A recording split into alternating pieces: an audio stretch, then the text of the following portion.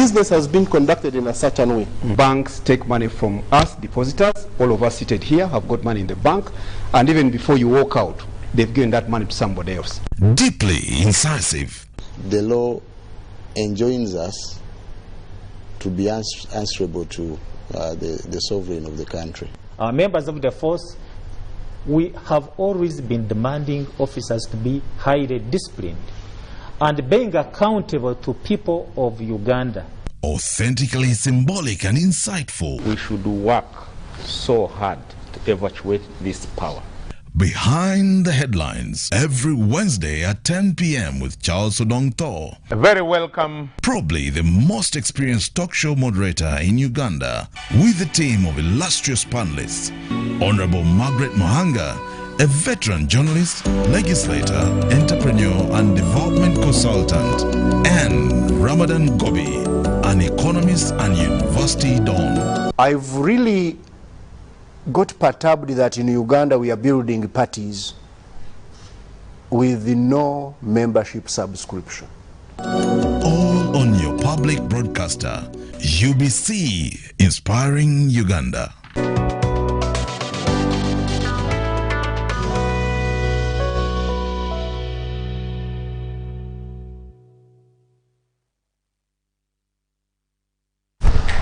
A very warm welcome this evening, and welcome to this edition of Behind the Headlines, this Wednesday, the 28th of April 2021. My guests are already in the studio. It's a packed room today, but nonetheless, the topic to be discussed is of very significant mileage for this country, for the region, and so we are going to be looking at the prospects for the East African Federation or Confederation, whatever you want to call it. We will be having these experts to break down the terms so that we can understand them better. But to discuss all that, we have in the studio here, starting with the man in charge of the East African Community Affairs Ministry, General Kahinda Otafire is here with us. General, you're most welcome to the show. Good evening, viewers. And good to see you again. Thank you. Next to General Otafire is Jen Nalunga. Jen Nalunga is the Executive Director of Siatini. Siatini stands for the Southern and Eastern Africa Trade Information and Negotiations Institute. Jen, you're most welcome to the show. Thank you so much, Charles, and good evening, viewers. And I think it is your maiden show here. It is, so I think I'm happy to be here. Good to see you. Next on Jen's right is my professor, my teacher at about 18 years ago at Makerere University, The Hill. Professor, he used to emphasize that his name must be pronounced well. Professor Rutanga Murindwa. He is Professor of Political Science at Makerere University. Since then, I fear to mispronounce his name. Professor, you're most welcome to the show. Good evening, viewers. Pleased to be here, but I'm also here as a constitutional expert for this confederation. Thank you very much. Thank you very much. It's good to have you. Next to Professor is Council Sarah Birete. Sarah Birete works with the Center for Constitutional Governance, and she is the Executive Director. Sarah, it's good to have you back. Thank you, Charles, and good evening, viewers.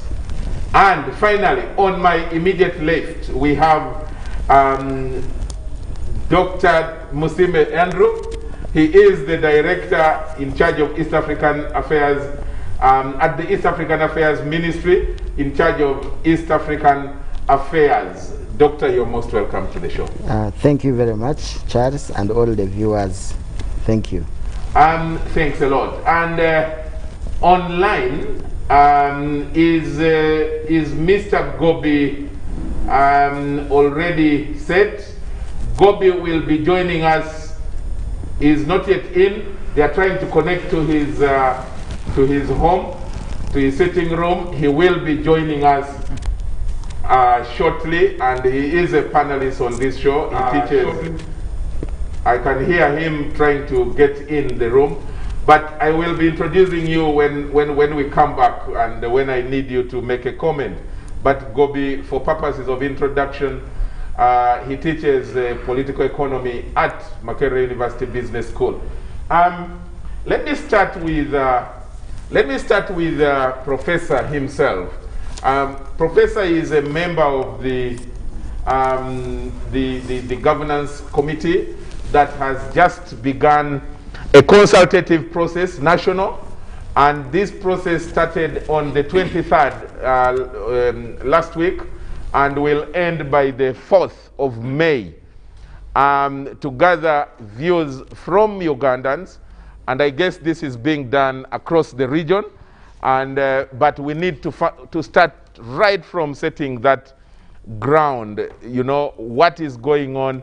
Professor, start us from why has the target been changed, in quotes, from targeting federation to confederation? Because some people have been asking, why has it been changed?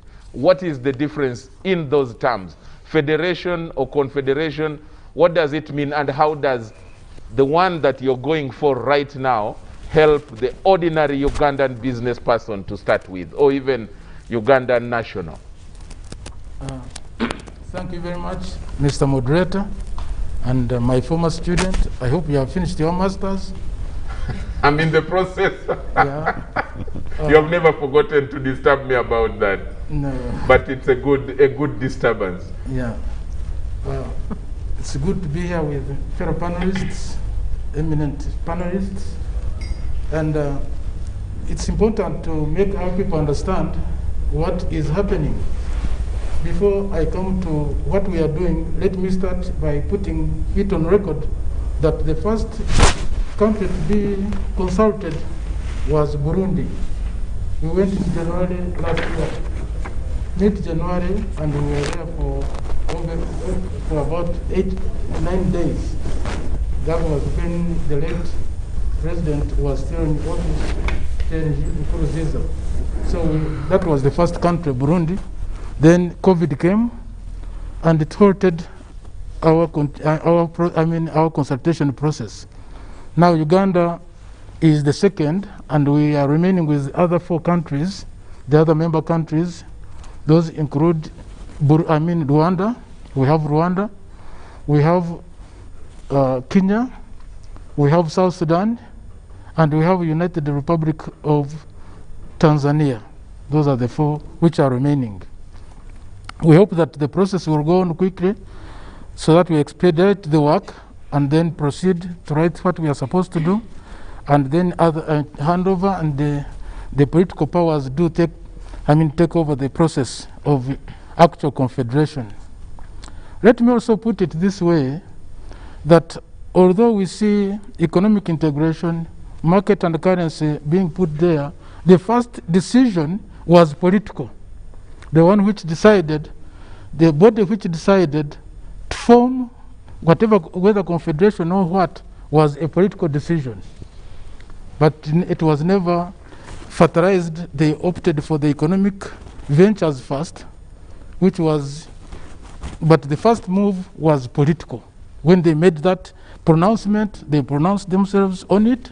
The 6 countries was a political decision. That's the first one. And as we know, politics is the key to other domains. Now, what is the difference between federation, confederation, and so on and so forth?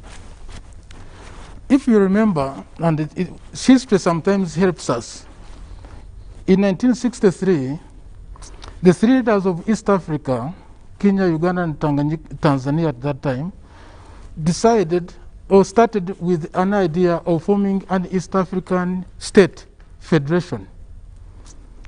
But gradually it died out. So the idea came in 1963. That's when it came into existence.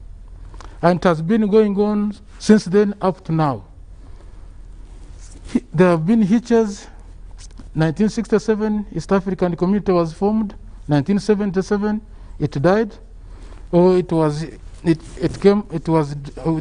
dissolved for particular reasons which were economic, and some people tend to think that it was Idi Amin's disagreement with Nyerere, but it was the issues were mainly economic. I don't want to go into them now because you have asked me another question. So that's how it started. So recently, as you know, then the leaders of East Africa, the new ones, decided to revive it.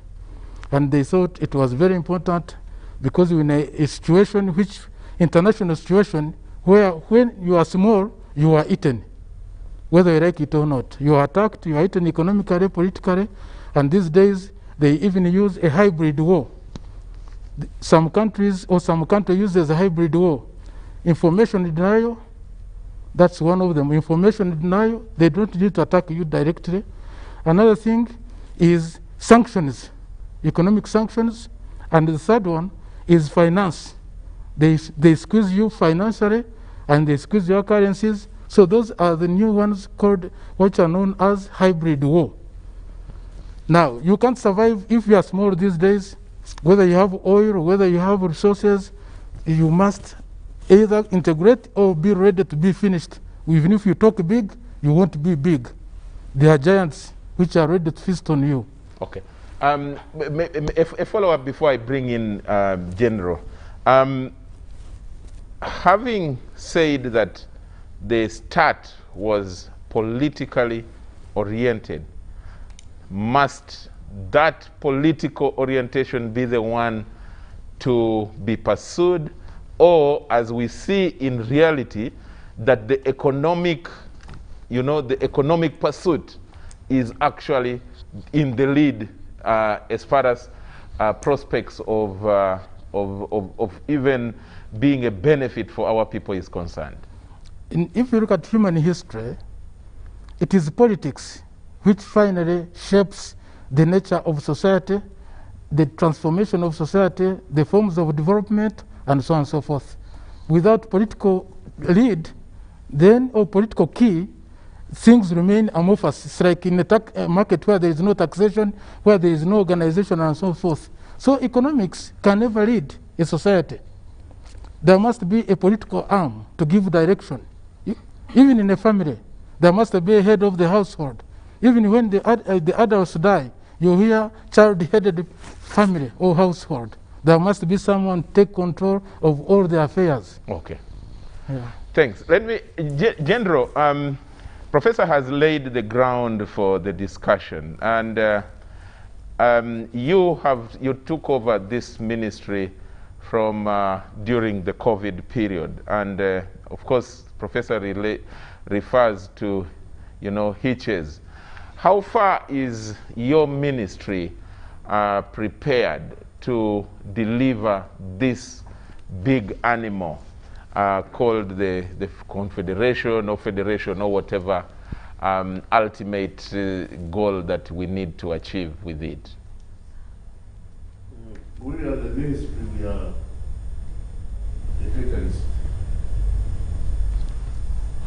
the unity, federation or confederation is a people's choice. Me, as a Pan-Africanist, I would go for unity, not federation. Why would I go for unity? Because we are one people,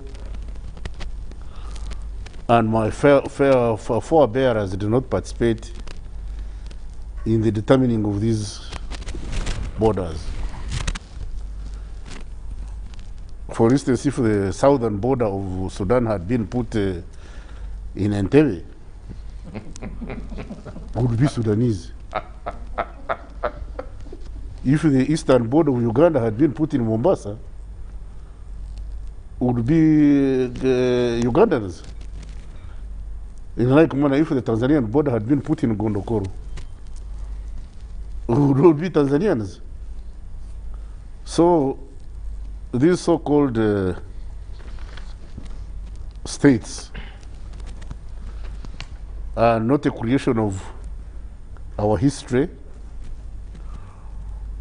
or natural state evolvement. These were artificial creations made by Europeans whose interests were not to civilize Africans but to exploit us. So I would opt for unity, not federation. But you see, as such, you cannot run faster than the car you are driving. The car you are driving determines the speed at which you travel. I like that.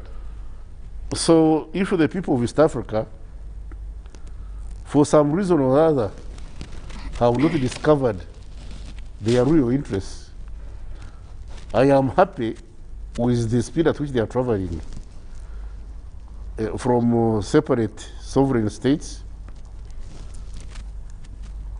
They now want to a confederation. That's better than nothing. The biggest problem we have is everybody's flagging their flag, independence and sovereignty. And like I've often said, these Balkanized African minuscule states can't achieve much. We are flagging of sovereignty, your excellencies, honorable ministers. But sovereignty in poverty is poverty of sovereignty. Sovereignty in poverty is poverty of sovereignty. Poor people can't say much, can't do. If you are, when you are poor, you are nobody. And if you look around, the emerging states and the dominant states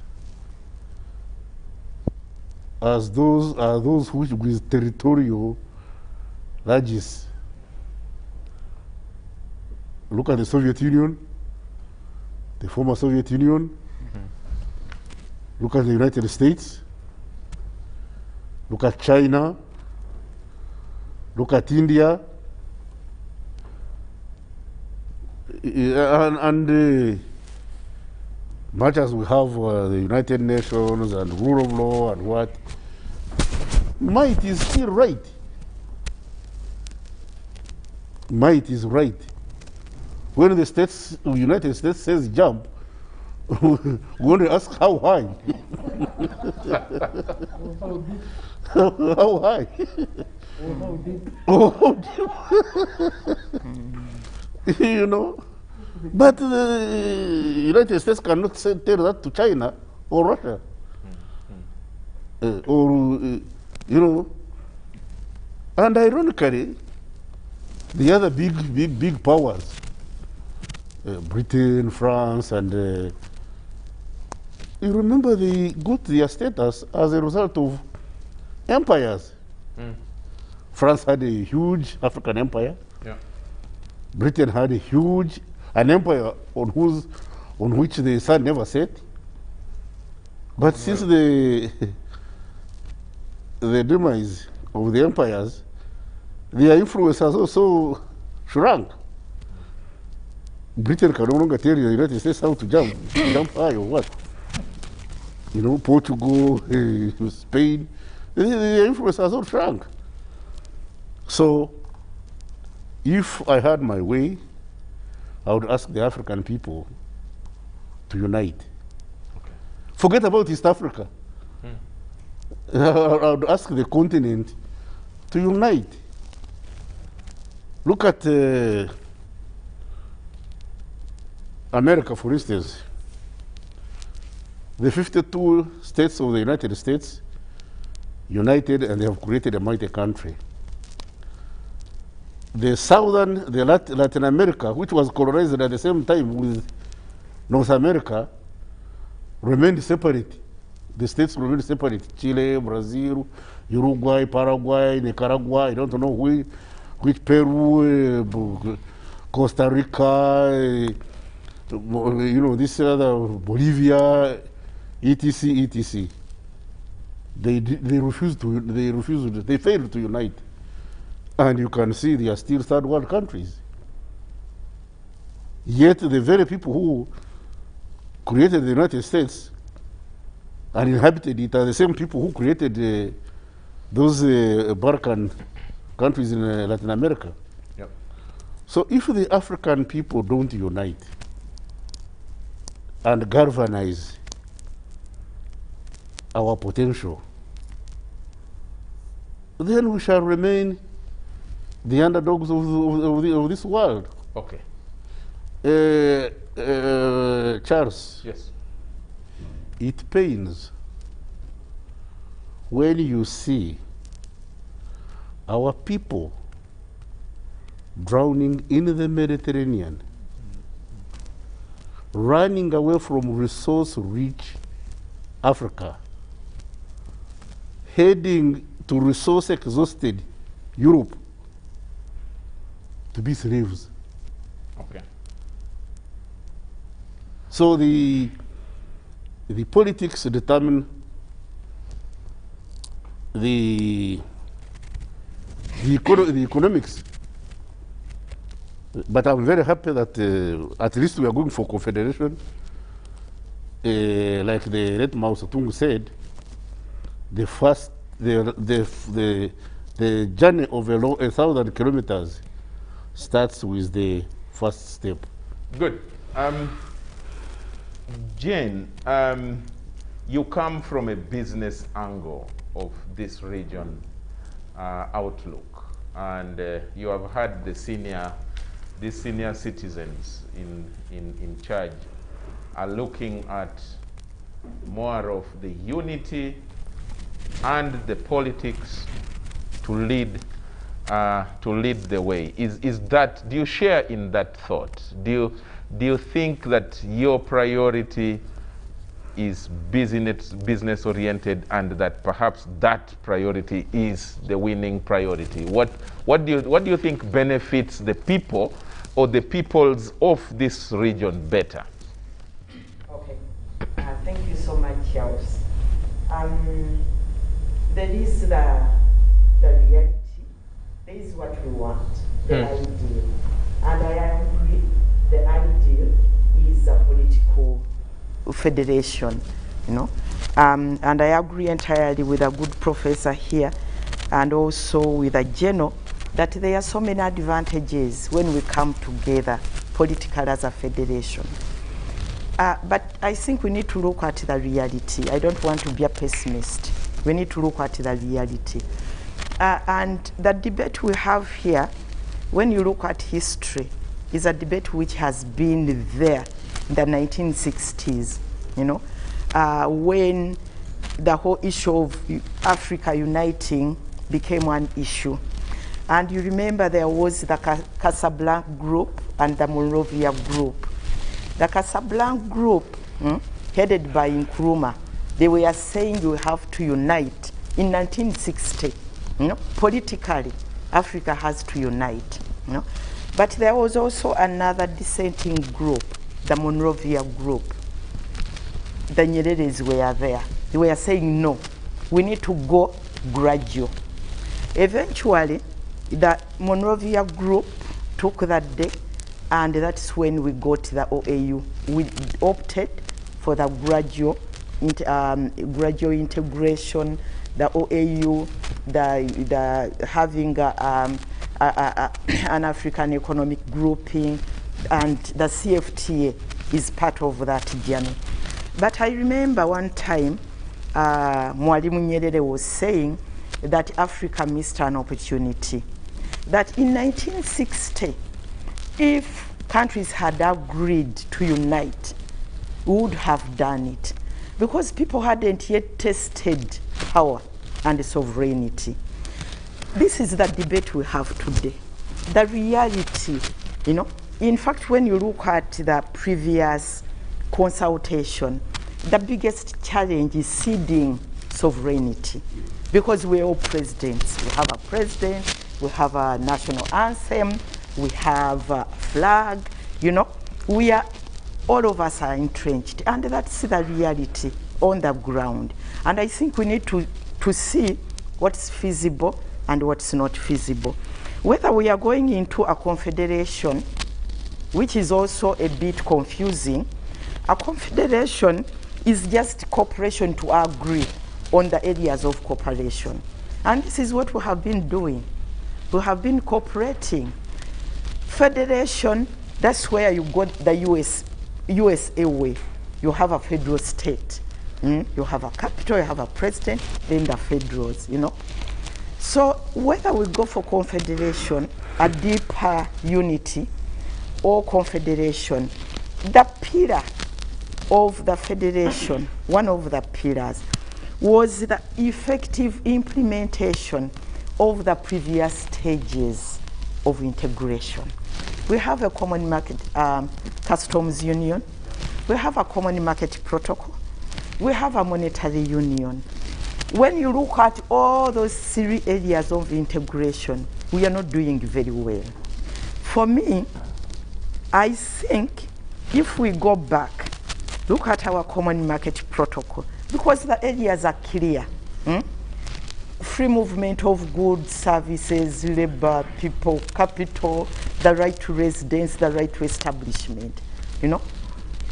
If we can be able to put that right and cooperate properly, I think would have gone a long way.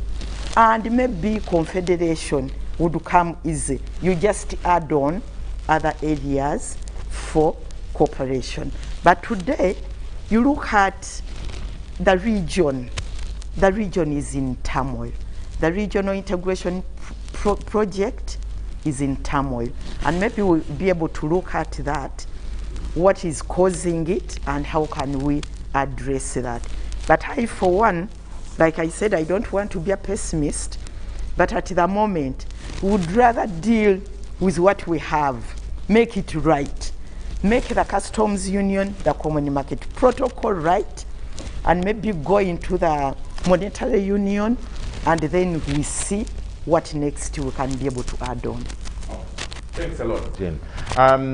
Sarah, you did some, in your previous assignments, you engaged a lot with things regional. Do you think that, which view do you take? Do you take the view that the politics should sensitize and sanitize people's attitudes and unite us, and then, like they say, and then the rest will be added unto us? Or you think that we should unite around certain beneficial interests, and then inevitably somewhere, somehow, we shall find ourselves uniting? Well, just like Kwame Nkrumah said, seek ye first the political kingdom, and the rest shall be added unto you. Even the decision to integrate is a political decision taken by our heads of state in the original 3 countries in 1999, when they decided to revive the community. Even previous efforts, like the professor and other people have explained, there were political processes. So I think the politics is important, and getting it right, especially the working relations of the leaders and the rest. But before I get to that, the revival of the community, the East African community, set 4 clear stages of integration. And the reason these stages were clarified is to avoid the past mistakes that led to the collapse of the previous community. Like Jen highlighted the stages, it's first the customs union, the common market, the monetary union, and then the federation. The first 2 stages, there is work being done, tangible work, because the customs union is working. I think we are now talking of 1 stop border posts. I think we have a total of 6 operational one-stop border posts in the region. We have dealt with the challenges of non-tariff barriers and harmonization at that point. Issues like certificates of origin and, you know, a lot of issues. There's a lot of mileage that has been achieved on the side of the economic integration, but also the leadership of that economic integration is the politics. Like our honorable here, the people leading that economic integration that is moving as compared to the stalemate and challenges at the political level and the way we relate with each other. But I wish to add my voice to support the process of integration, and the benefits that would come with the political federation are really enormous. We are talking of, I think, 4 member states are unlocked, you know, Uganda, Rwanda, Burundi, and South Sudan. These would benefit from direct access to the sea if we became the East African superstate or East African Federation. You are talking of political stability that would enable access to key maritime trade routes on the East African coast. You know, that comes with huge benefits. You are talking of an economic union that would facilitate internal trade and commerce between coastal areas and the hinterland, the rich hinterland and deep, densely populated Great Lakes region, and many other benefits. So it is the right way to go, except we have been slow, considering that this debate started in 1960s. Then we saw the 1967 formation of the East African Community, then they collapsed after 10 years. At least now we have taken a longer step. But I would wish to understand, and since we have our catalysts here, the minister and the doctor in charge of the federation, there is clear turbulence when it comes to the monetary union. We do not see efforts as common citizens, efforts at harmonizing the fiscal policy, efforts at setting up the central bank for the East African states. There is stalemate at that step 3, and we are quickly jumping to step 4. What are the challenges? What are the motives? And then as we talk of a confederation or a federation, we have 2 borders of the 6 member states closed. We have the Uganda-Rwanda border closed. We have the Rwanda-Burundi border closed. Yet the first principle is free movement of people, goods and services. So where is this free movement on these borders that are closed? And what are the efforts of working on those relations and mistrust and suspicion and even appetite for each of these member states to destabilize one another? So how do you federate in that context? And why are we jumping step 3 of the political process that was clearly laid down in the treaty? To me, I think as an ordinary citizen, I'm really perturbed by those two issues, among other challenges that are addressed. We have trade disputes. Every day you see Kenya saying, don't bring your maize, don't bring your milk. Between Kenya and Tanzania, you see your chicken can't cross the border. Then you go to Uganda, Rwanda, don't cross. Nothing crosses, including rats. The same applies to Rwanda, Burundi. So what are we federating in this confusion? Okay.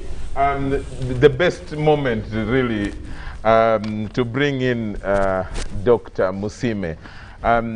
Good enough you are the technical man and who is reading inside and inside out, I should say. Respond to some of those issues. I don't even need to add questions for now because Sarah has placed before you many huge questions.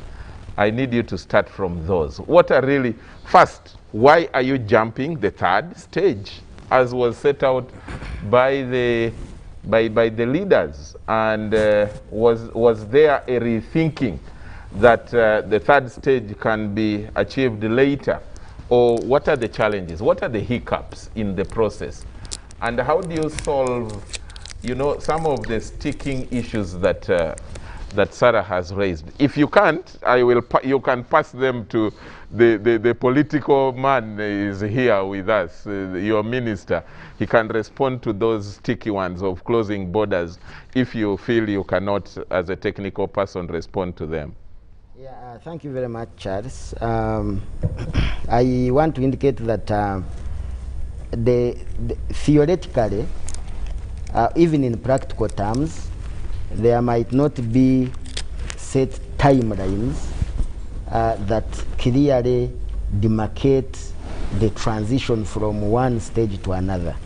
That from the theoretical perspective, some of these stages are intertwined because one of the progress in one pillar leads into the progress into the other. Secondly, I also want to mention the fact that the decision to confederate, as I come to the specific issues, was a decision that was reached after a series of interactions, majorly with the EAC citizens. Right away from 2004, the Wako Commission, when the summit took a decision to fast-track the federation, set up a committee to go with two questions to the East African citizens. One, do we federate? Number two, do we fast-track the federation?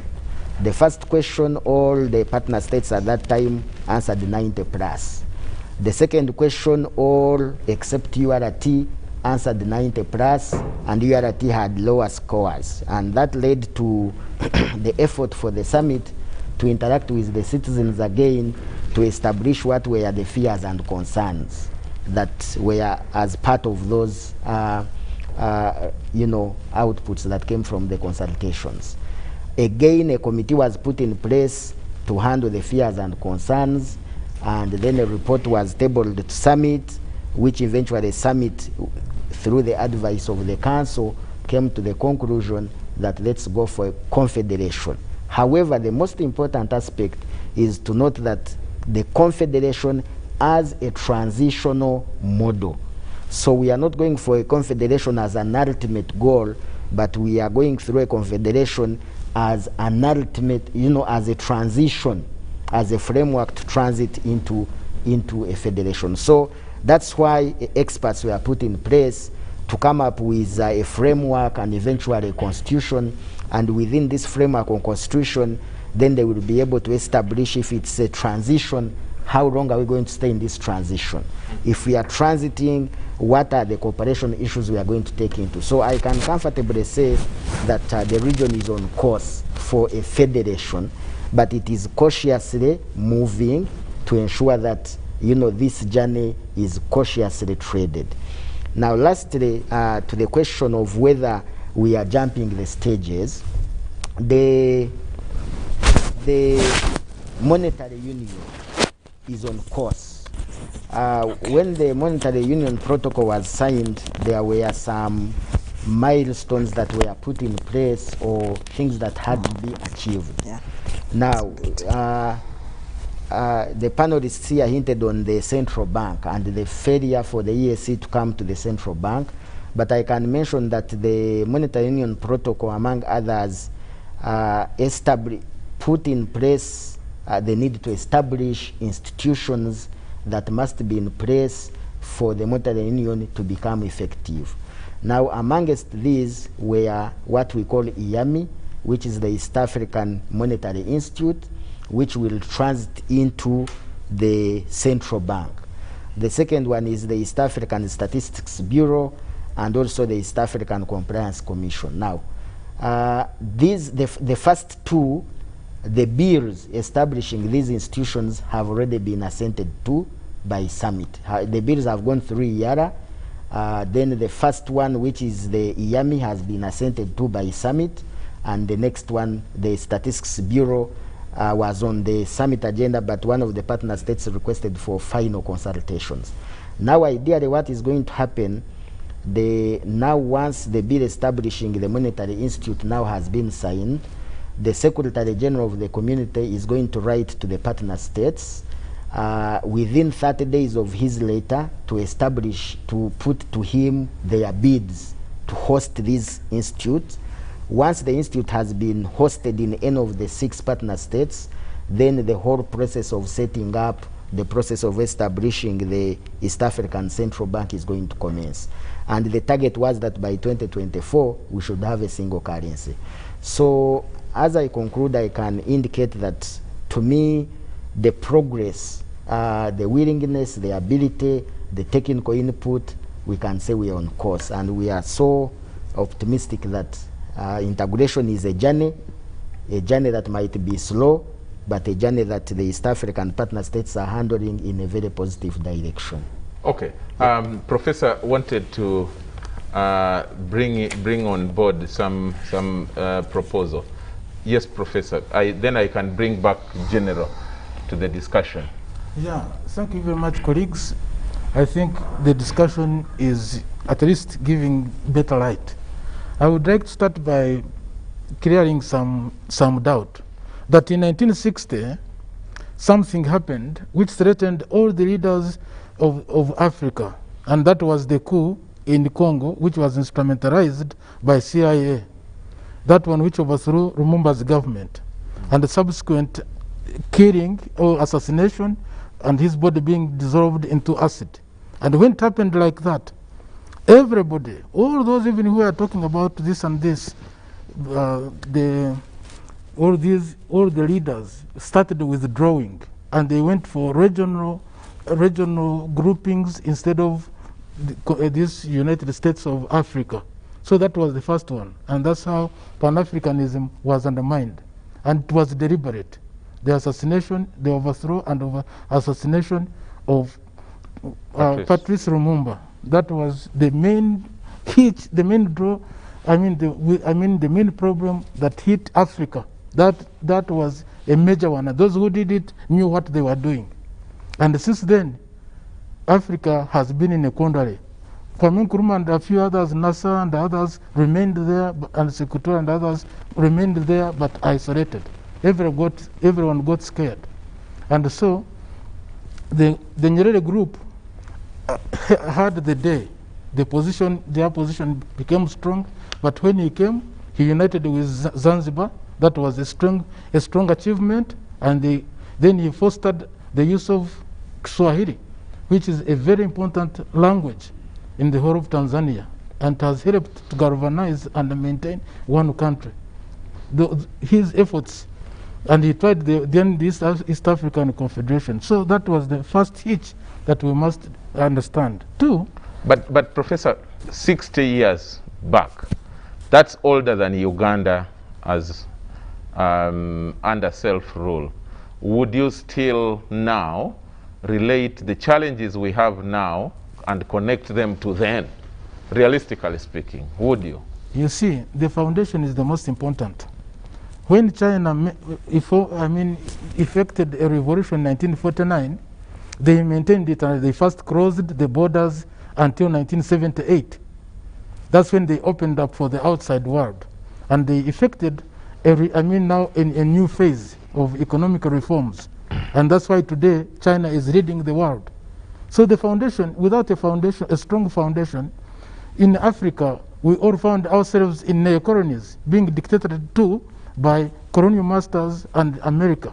We started teaching knowledge from outside, and up to now, the whole of Africa produces 0.1% of knowledge in the world. That's our contribution. And yet our population is 1.5 billion people. So what knowledge do we produce? Teaching our children. 0.1% is our contribution in knowledge production in the world. So we teach outside knowledge, and the children we produce, or intellectuals, or whatever they study, is outside. I hope now you understand the dilemma in which Africa lives. We don't have any strong economic base, no industrialization, no research all over the country. This is the only continent which hasn't gone outside with a satellite. Others have left the moon, they have gone to Mars. And no country in its own, in its identity or sovereignty will move anywhere, even to the top mountain, Mount Everest. You forget about that, Mount Kilimanjaro in our current situation.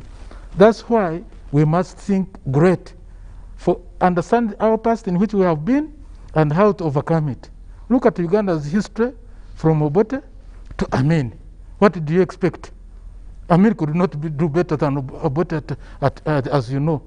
Then see what happened up to 1986. Then correcting all those distortions up to today. I hope now you understand the situation. If you see what we have passed through, then think of other countries. Look at South Africa and all the doldrums. And I wanted also to say that without a state in East Africa to hold all these other ventures together, you can't have a central bank. You can't have a common currency with a common economy without a state. Well, how can you manage? How can you manage? Is it a cooperative? Even a cooperative runs in a country with the head of state, with the king, with the chief, with the president. Somehow there must be a body to hold everybody accountable.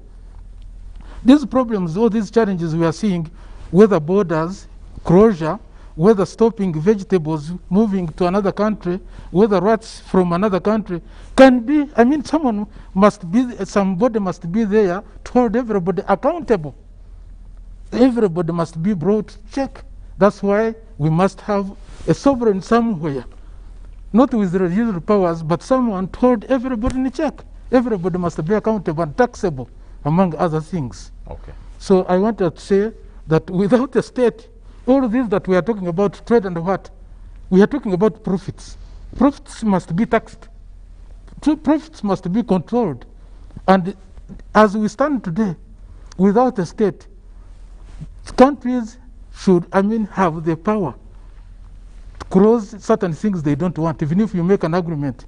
As Thomas Hobbes said, constitutions without a sword are but mere papers. I hope you understand that. Yeah. Okay. Thanks a lot, Professor. General, there were questions that were sticking questions that were raised, and Sarah referred to them as the turmoil, the turbulence in the region, along the common borders, amidst regional policies to ease movement of trade and all these products and all that, even professionals. But you find the border between Rwanda and Burundi closed. Closed to who? Closed to the locals. The border between Uganda and Rwanda closed. Closed to who? Closed to brothers and sisters who are supposed to trade and move amongst themselves. Do you see this as a big hindrance to your targeted goal? And how are you planning to work on this? You have had so many, when I say you as government, and as government I mean even at the top level led by His Excellency, the President of Uganda, at that level you have engaged, but up to now the borders are closed over a year now, and our people are losing business, they're losing trade, they're losing money. How then would you solve that? You see, we are leaders, and you can only become a leader when there are problems. I like that. Otherwise, if there are no problems, nobody needs you. Because if I can sort out my affairs myself, you don't need any person. I don't need anybody to give me direction. So the fact that there are problems puts us in these positions. And that's what African people don't understand quite well. That we are leaders to solve problems. And the problems Sarah was referring to can be best solved by the East African Union. When you have one state with one authority, then Rwanda as a province will not close its border with another province. You know? Uganda as a province of East Africa will not close its border with Rwanda as another province, because the central authority will say no. There will be this central authority covering all these constituent parts and giving them direction. That's what the people who are in charge of these events don't want to understand or have failed to fathom. That's why I was telling you that you can't run faster than your car. Some of us see these and the need for integration, complete integration, so that we have a central authority that will dictate, central authority managed by our people that will prevail over the interests of the individuals who are in charge of the current provinces of East Africa. You know, the people, we should have a people-led federation. The people must push the governments. Otherwise, we shall remain in this quandary that this border is closed. It is now, it's. I don't want to be misunderstood, but we seem to be chasing our tail. You know, what do we want? I would advise the people of East Africa to beat up their leaders and tell them this is what we want. Not what you want, you the leaders, no. This is what we want. How do you have a single currency when you can't plan your economy properly, together as one country? This one is doing this, the other one is doing this. This one has this fiscal policy, the other one has this. How are you going to have a single currency? How are you going to defend yourself? Yeah? ISIS has now come on the continent. It's now a reality. It's Tanzania and Mozambique are battling with this ISIS. It's on our western border in the Congo. Congo left on its own, it will not manage ISIS. Now, when Uganda tries to help Congo, they say you have invaded the Congo. But if we don't go into the Congo to beat the ISIS, to help our Congolese brothers, ISIS will spill over into Uganda and we shall be in trouble. Not only Uganda, it will go into, get into Rwanda. Tanzania is now engaged. And the resources we are using to fight these useless people are resources we should be putting to development. So that's why there is a need for us to urgently come together and tackle these problems in unison, not as individuals. You cannot have a body where the feet are doing different things from the from the arms, and the arms are punishing the head, and the head is not consulting the stomach. That's cacophony. It's not music, that's cacophony. So there is a need there is a need for rapid integration. That's why I told you that sovereignty in poverty is poverty of sovereignty. You know, who created ISIS? Where does ISIS come from? Who created it? ISIS did not come from heaven, my friend. It's not God created, it was created by human beings. Certain human beings created the philosophy of fundamentalism. Somebody created that philosophy of fundamentalism. They wrote on that philosophy, and as the old saying goes, when you ride on a tiger, you often end inside it. The tiger finished their enemies, now the tiger wants to eat the creator. Unfortunately, the tiger does not know who its enemies are, and now the tiger also wants to take us. So it's important that we, the African leaders, put together our act and act first. Either we hang together and survive, or we hang separately. Okay. Good. Let me, at this point, let me bring in Mr. Gobi. Mr. Gobi is joining us from the comfort of his house. I saw him on set. Gobi, good evening. Good evening, Charles. You look better minus the mask, and it's only when you are at home that you can enjoy that that privilege. Good to see you. I guess you have been following the discussion. Very interesting. But I want you to weigh in on what your thoughts are about the prospects of the community.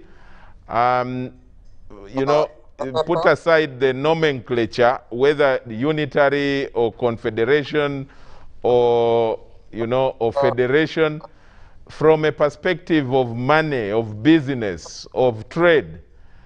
Do you think that where we are at right now, the East African community has greater prospects than when it was first, when the treaty was signed in 1999?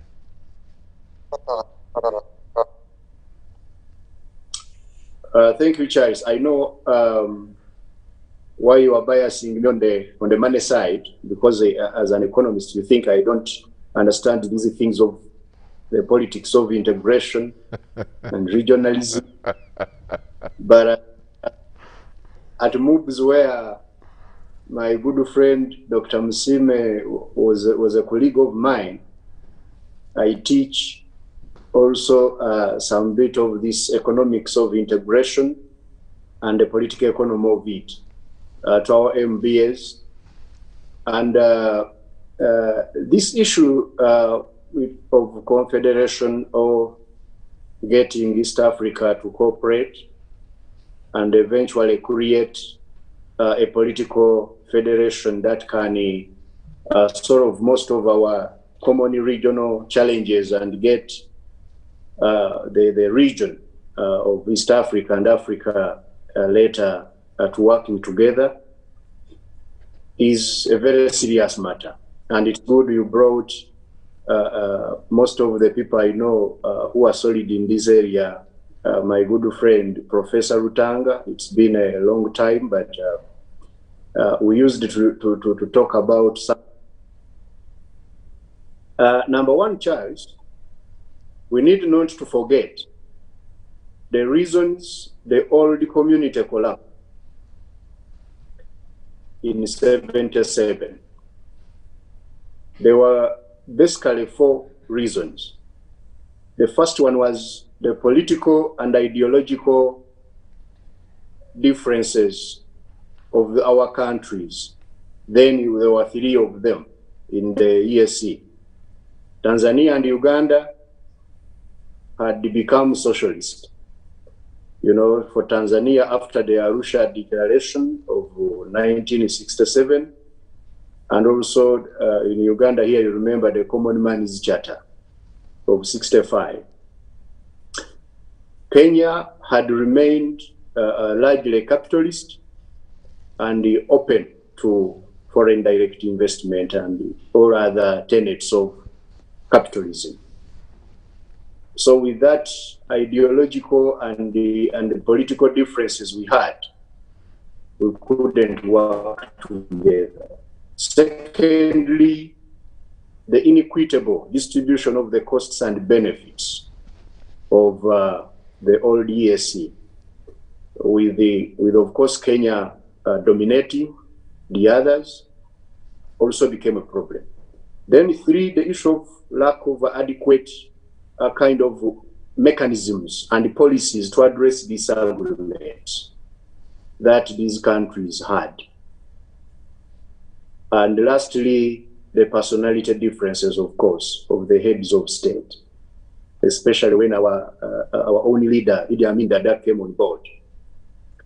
Now, we need to note that one of the key lessons we have learned from history of regionalism and confederation and so on has been a gradual treaty-making process and enforcement of all the mechanisms of, of cooperation. It is something you can't rush, It involves consultation with a wide array of stakeholders. Or if you want to do it differently, then you have to just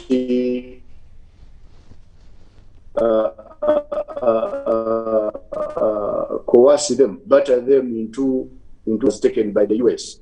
But if we are not that option is not available, then we need to understand the delays. They are more prudent, and at the end of the day, painful but prudent. At the end of the day, they bring the results.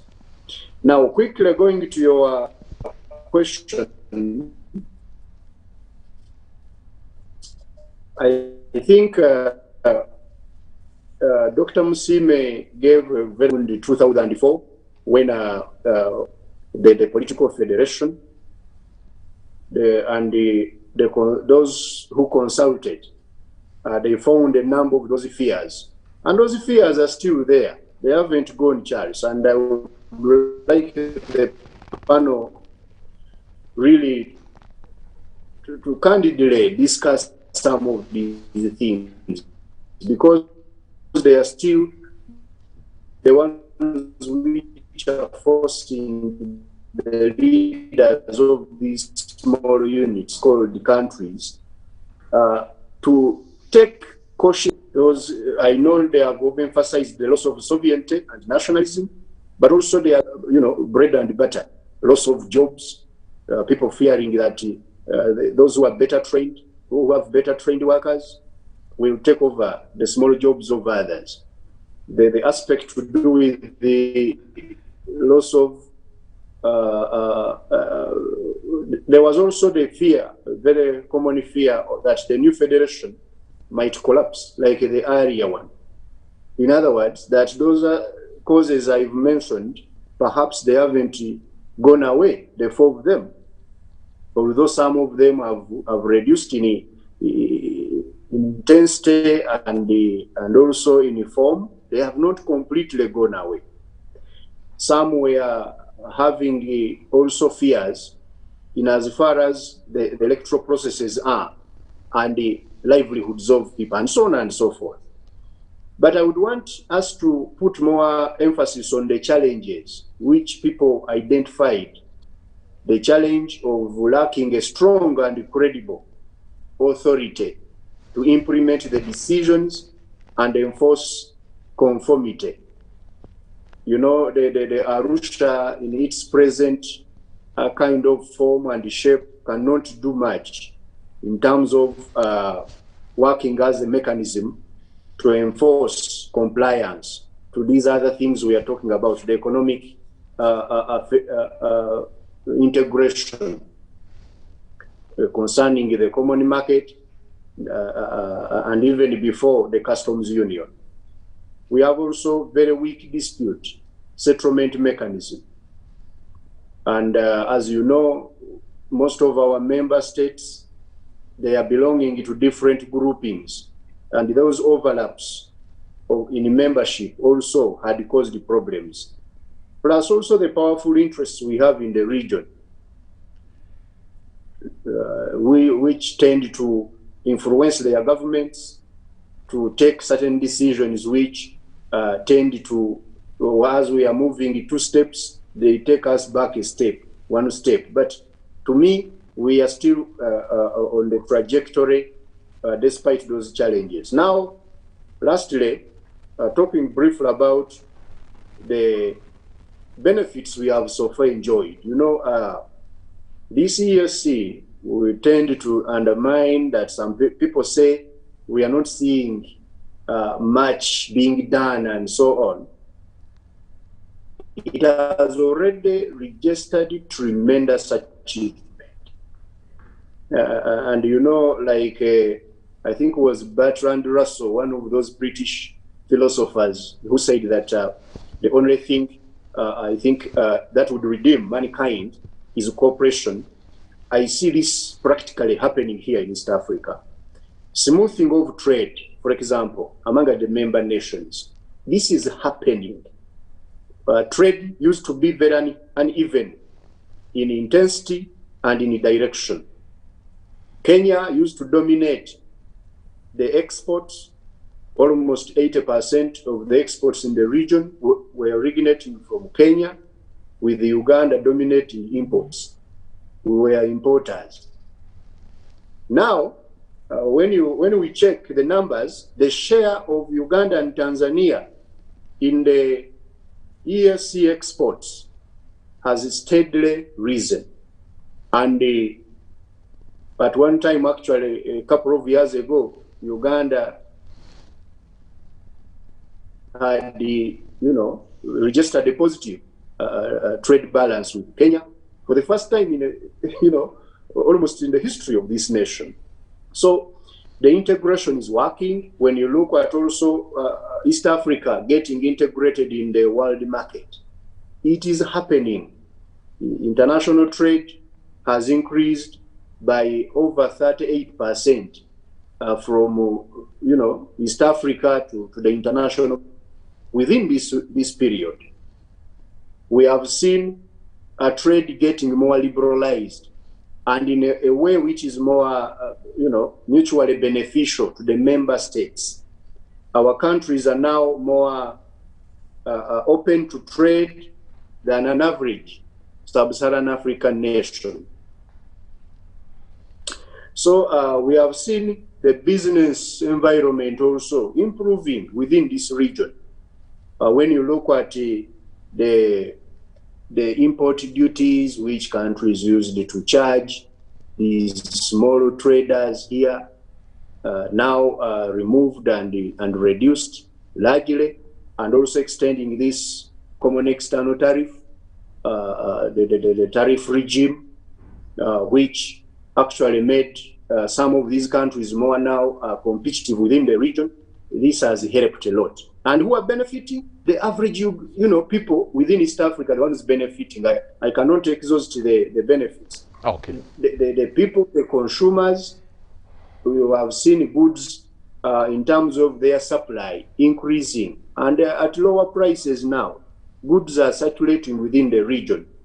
We have also seen traders and transporters benefiting. The traders, they are saving time. We used to suffer a lot. For example, for us here, most expensive route in the world in terms of transporting goods, the Mombasa-Kampala route is very, very expensive. But now, because of removing these artificial borders in terms of movement of goods, we have seen the time spent reducing from 18 days to about only 5 days now, mainly because of the poor transport system. Otherwise, they would be much lower, because we used to spend 11 days at Mombasa just clearing goods between us and Kenya. That has gone away. Okay. We have seen also producers and service providers benefiting. Parents and students, they are now studying in different schools freely. The youth, they are benefiting. We are seeing a lot of cross-border social networking space. More Ugandans are marrying Kenyans, Kenyans are marrying Ugandans and Tanzanians. And so the community, I would want to look at it as a process and not as an event. I think we are really at a very good track, despite these challenges we are talking about. I know now the decision has to be, or was already taken by the politicians, that we must federate politically if we need to secure these economic kind of benefits and the other improvements we are making. But as far as I'm concerned, we are on a good trajectory. We just need now to get more enforcement mechanism of these things we agree on, especially concerning the common market. We shouldn't rush very much into this common currency, because without first strengthening, especially the common market, we are not likely to succeed in having this common currency working here. Okay, thank you so much, Mr. Gobi. Professor, I've seen your hand. I'm going to come back to you, but after the break, allow me call for a break right now. We need to pay the bills as well. And when we come back, we will look at we will take the approach of candor, like Mr. Gobi has advised. We need to look at the challenges more candidly. Can we sort them out? Why confederate? Why federate? Why not? And like Musime said, confederation is a transitional approach. So let's go for that break and we come back. The discussion continues.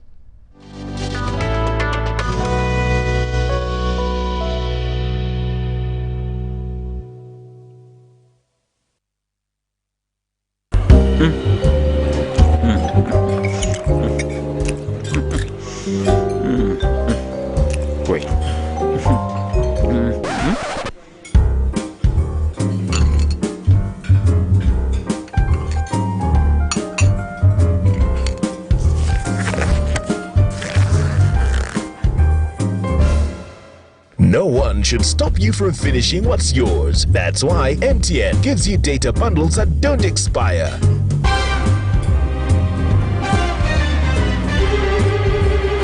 Load MTN Freedom Bundles using My MTN app and enjoy the freedom to finish your data bundles. MTN.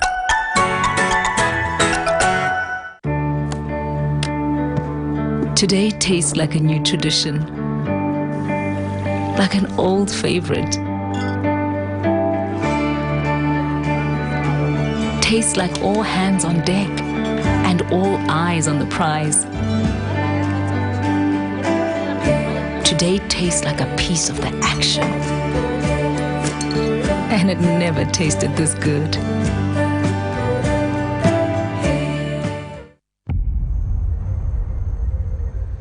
What does it mean to be closer together? It's taking the last bus home for a surprise visit. Closer together is strangers finding a connection.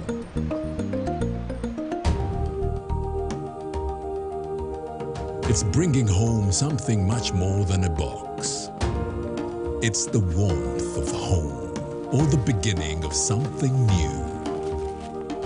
There's magic in sharing the things that we learn, because it's those things that bring us close together.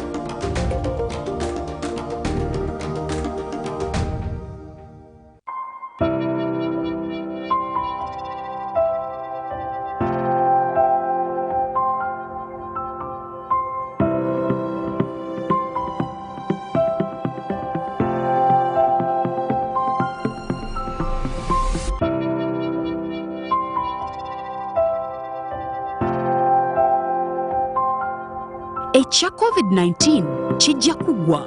If we get vaccinated now, observe social distancing, wear masks properly, sanitize or wash our hands with soap and water regularly. Together we can defeat this enemy.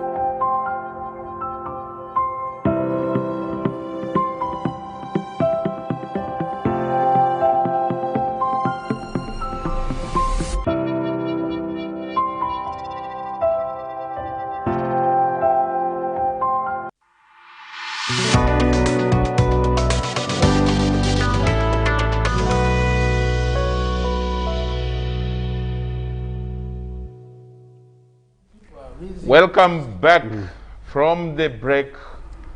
This is Behind the Headlines, this Wednesday, April the 28th, 2021, and we are discussing the prospects for the East African Federation.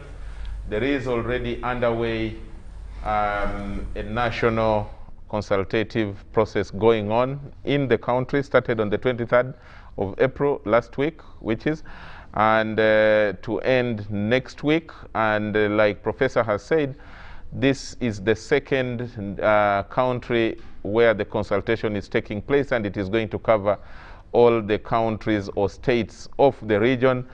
And we are looking at the discussion is hosting the Minister in charge of the East African Community Affairs, Honorable Kainda Otafire.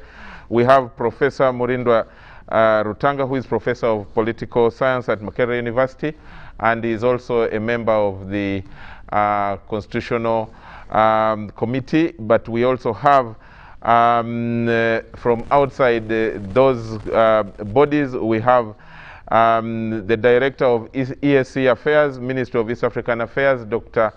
Musime Andrew here. We have Council Sarah Birete, who is the Executive Director of the CCG, and Jen Nalunga, Executive Director of Seatini. On the line, through Zoom, we have Mr. Gobi, who is our panelist here and is joining us from home. Professor, before we went into the break, you wanted to weigh in on some of the issues, but I also want to invite our viewers. If you want to join in the discussion, it's now. Send in your question or comment. I've already started receiving some. I will be sharing some shortly so that they can be responded to quickly in the discussion. UBC TV on Facebook, UBC TV. Then you can also join us through UBC Television, which is UBC Television Uganda. That's through YouTube. But also the hashtag UBC Behind the Headlines. Hashtag UBC Behind the Headlines. But you can also send your questions or comments through my cell phone as well, so that we can read them instantly as they come. Professor, you wanted to weigh in. Let me give you a minute or two. And then I bring in Jen and Sarah on to look at, some of these hiccups that we have. They can start thinking about, how do we resolve them? Are they resolvable in any case? And if they are political, how do we resolve the political questions in order to drive the economic benefits, If they are economic, how do we ensure that the economic benefits are not interfered with by the politics and political interests? That is a question we must answer in this discussion. But Professor first. Thank you very much, Gwana Moderator. Let me begin by clarifying on confederation versus federation. And I will start with the one we are used to. Federation is where different states, different entities agree to surrender their sovereignty and they form one state on top. They surrender one authority and then they submit. Yeah. That is the federation. The best examples in Africa, for example, include Nigeria. When you go outside, India is a federation. You have the United States of America, and so on and so forth. Then you have the other one, which is a confederation. Here, the states retain their sovereignty, but they agree to cooperate on certain areas. Examples include the East African Community, the first one, which broke because there was no body, no organized force to hold it accountable. So it broke in 1977, and I will deal with why it broke. The second one is the current one we have. East African, the current ESC is a form of confederation. We have certain interests. We are talking of common border, common market, common customs union, common currency, but there is nobody, no country has surrendered its authority. So it's a form of confederation. Another example in Africa is the Senegambia one, which was there. Then you have, for example, European Union. You can see they are entering, they are going. Today, Britain has gone out. It's just like this tentative sleeping in a lodge. You can go out, you can enter. There is free exit, free entry. There are no loose ties. It is just you enter, conjuncture relationship. That is the main difference between confederation and a federation. And we are already, if you look at it properly, we are in a confederation. But we are going into it now to give it a constitution as a temporary measure towards a federation. Now, Brother Ngobi raised certain issues, and I wanted to add something on why the East African community collapsed in 1977. He raised many points which are very important. and which need to be understood, to be taken cognizance of. But there is also this unequal distribution of East African facilities. There was, one of the three partner states was receiving giant facilities and benefits, including employment benefits at the expense of the other two.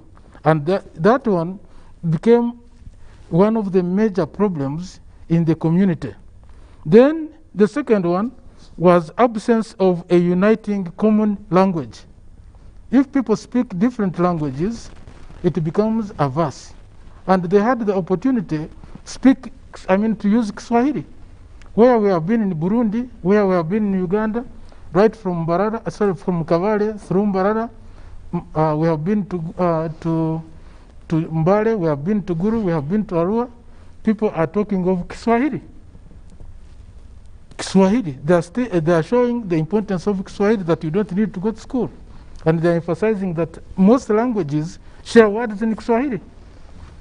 And so, to them, it is organic. It's an organically linked or organically developed language, which we should develop, which we should harness. So East Africa, which is the center of Swahili, should take advantage of that.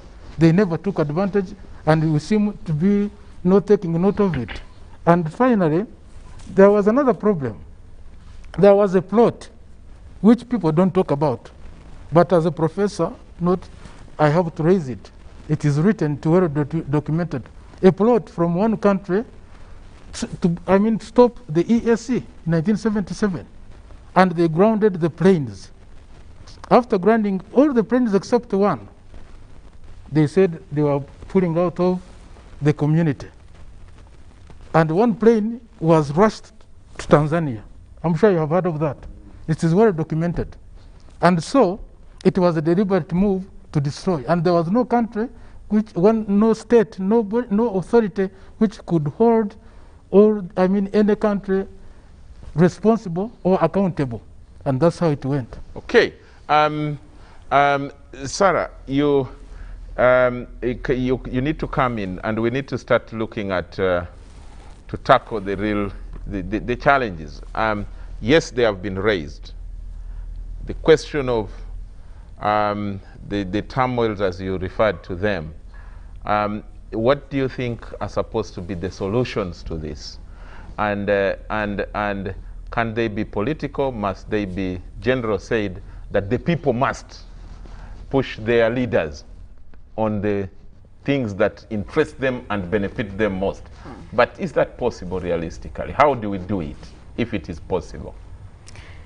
You see, in the preamble of the East African Treaty, the most emphasized principle is to have a community that is people-centered and private sector-led. Yeah.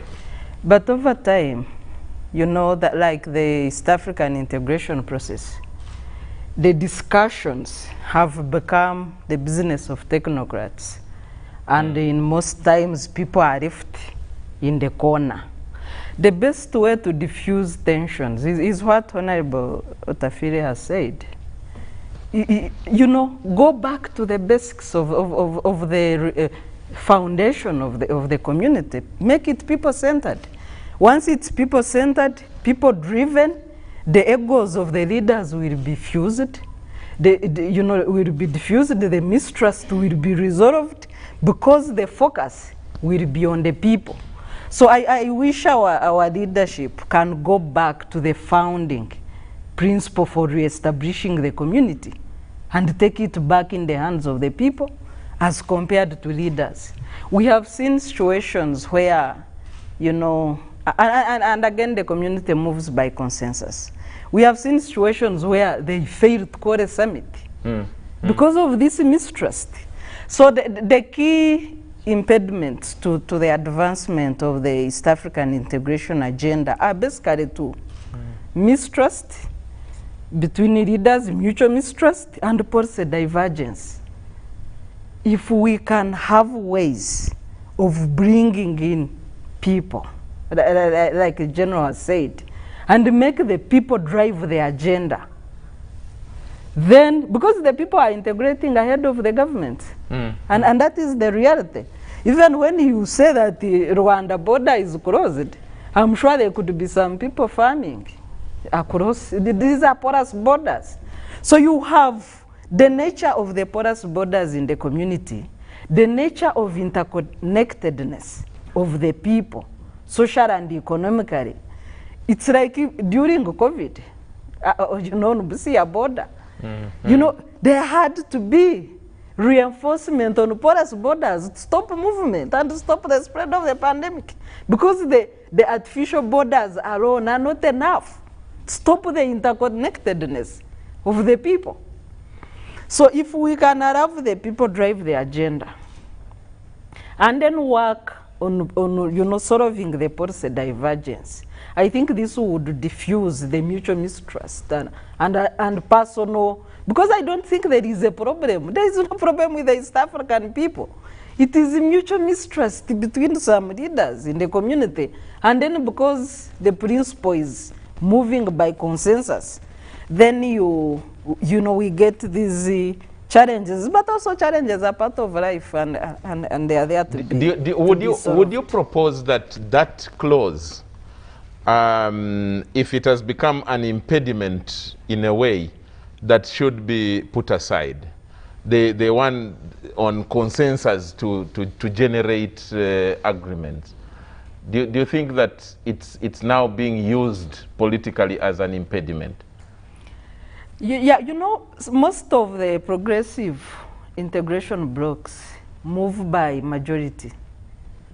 You know, some of them 2/3, because at times consensus becomes impossible. And you can and that majority has actually been done. Yes. Because we saw majority moving during the coalition of the willing.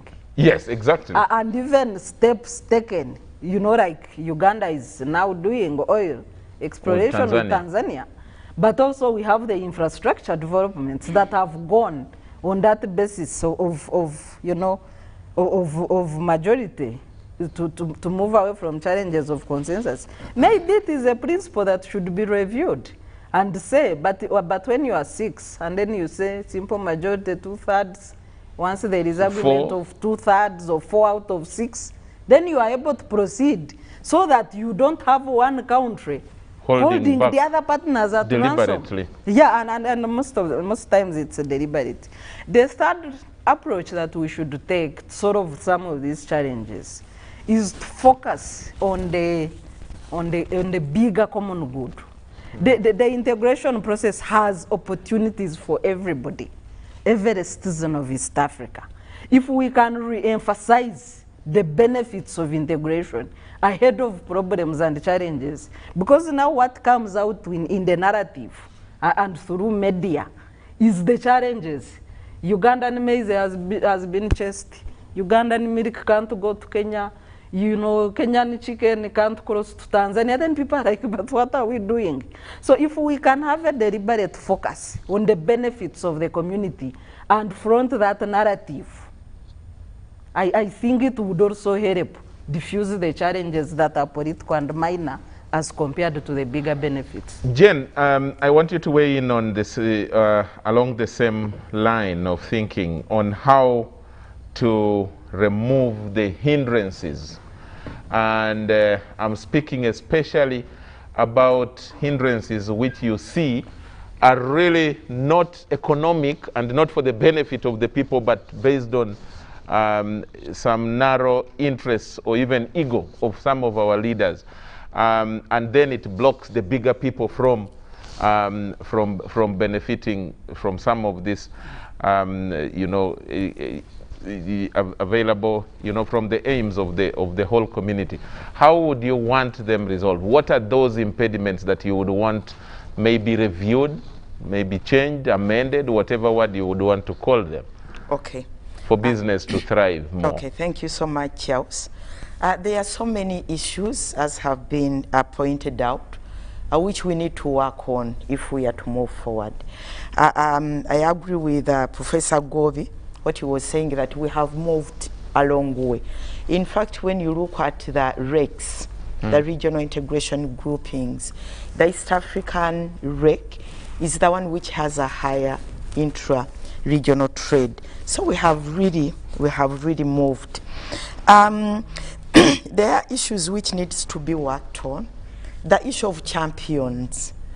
Any regional integration process must have a champion or champions. And we have seen this in EU. Germany has played a very, very big key role.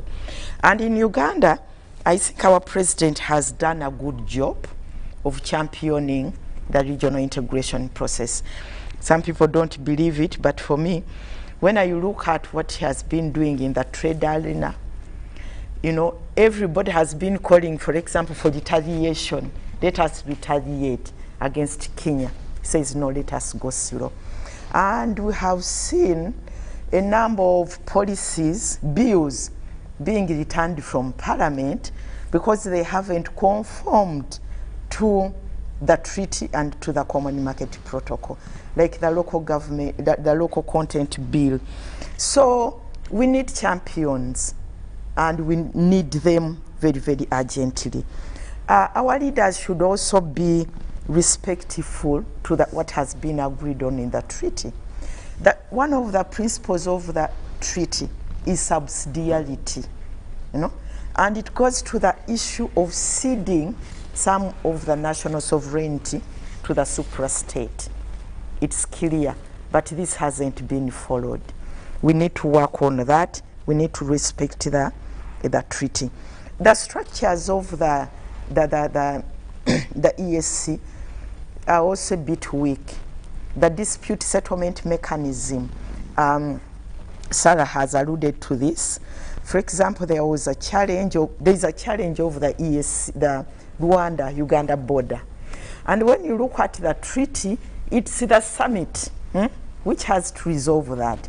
But here, Rwanda was the chair of the summit, and Rwanda was part of the problem. And that's why you saw, you know, Angola and DRC coming in to intervene, and you say, what kind of, you know, ESC do we have that we have to go outside the ESC to get a solution? So there are some of those issues which needs to be addressed. But there's an issue which I want to raise also. The issue which the General has raised about unity, that the end goal, what we are looking is for unity of the region and also the central authority. And I want to say that when you look at the reality on the ground, you know, is the federation possible? And the General has said we are going into a confederation so that we don't scare away, like a sort of a soft landing to make people get used to the federation, you know. But what I'm saying is let us explore other models. The professor here has talked about the EU. EU started with a coal and steel as a product, you know, traded within the EU, and they went on step by step. When you look at the EU model, they have the EU Parliament, but then they also, the leaders are still there, you know. So let us study. Just like we have IALA. Yeah, but IALA, you know, when you look at the EU, the powers, because they negotiate, you know, it's a bit different. The EU Parliament has more powers than IALA. But what I'm saying, let us look at different models. We can look at also ECOWAS. When you look at ECOWAS, the General was talking about an army, looking at our security as a region.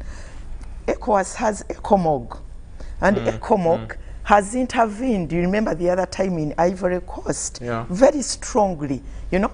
So when you look at where we are now, and look at the reality, whether in 5 years' time or is it 2024 to have a federation according to the timelines, the roadmap, is it a reality given the suspicion that we are going to have one leader and then Uganda becomes a province, and can it work or not? Is it a reality? You know, and if it isn't, what do we need to do to make the regional integration project work? And it can work because it has been working. So let us look at those challenges, because already we are in a confederation. We are because we have been cooperating on a number of issues. It's a matter of adding on. Those are the issues like the defense, what the general is pointing out, the foreign policy. When we have built a firm foundation of the trade, of, you know, when you look at if we implement the common market protocol, you know, up to 100%, then it comes automatically that we can be able to add on the foreign policy. We can have the army, like I have said, ECOWAS has ECOMOG. So what I'm saying, let us look at the reality on the ground, but also be able to look at different options of how to address the issue of unity, address the issue of a central authority. Okay, good. Professor, I'm going to come back to you. You wanted to, on maybe if you're giving a clarification right now, you need to, are you in the process of gathering this feedback from the citizens or whichever sample group you're using? Are you also asking questions on things that they would want changed? Yeah, we have 9 issues which maybe Musime will shortly respond on governance on that. And so on, Before so forth. I read the Just comments from the viewers and bring in the minister. Yeah, I just wanted to put chip in and say this, yeah. that European Union came and started the East African community, the first one which broke, and they went and replicated it. And that community they had... just made better the East African community No, they didn't even make it better. They have 3 ministers. East African community had 3 ministers based in Arusha. You remember that? And that's the same thing they replicated. That's why they never created a political body. They only created a currency, which is the euro, and so on and so forth. So their confederation was not different from it was replicated from the European East African community. Which then speaks to the will that they created. They copied an idea, but they had the will to make it work. It's not working. By the way, it's not working well. You can see Britain will tell you that the European Union, when it was going away, was not a state. That's why it didn't happen. You are the teacher. Is there anything that on this earth which is 100% perfect? That's right. Even the East African community will never be perfect. No, you are perfect. That's why you are cheering us. But I want also to raise something. Another thing that we need to look at is the East African Standing Brigade. We have the East African Standing Brigade, which is even better than ECOMOG, because Nigeria now is grounded. It is asking United States of America to come and bring the other one in Germany to Africa, so that it can help it to fight against the other Boko Haram and others. Today, if you read the papers, so we are doing better in East Africa than them. The only problem is that sometimes we don't see ourselves in the mirror. We see others and then think that they are better than us. And finally, it's good that you raised a very important issue on Museveni. He's the real champion at the moment of this, not confederation, of integration. But is the lone voice almost in the region, isn't he? Is really... I follow the East African community discussions a lot as a journalist, but also as an East African interested. And what I see, and this is, you may correct me if I'm wrong, even Honorable Otafire, if I'm wrong, correct me. President Museveni is leading in the will, he is leading in the energy, he is leading in the speaking or sensitization, but and more often you see him on every political platform that he has, he is the one emphasizing East Africa, East Africa, East Africa. But you don't see his peers doing as much, and which raises then the question. Sarah talked about the mistrust. over sovereignty issues. There was a time, I think, when there was another consultation which showed, or I was talking, I think, to someone, one of the MPs of Yala, who told me they went to Tanzania and they were told that we fear you people want to be the first, you want to be the ones to take over the leadership. We fear you people, meaning that they fear Ugandans. Tanzanians saying that. Kenyans think that we also want to be the ones to take over the leadership with our ideas and all our hiccups as well.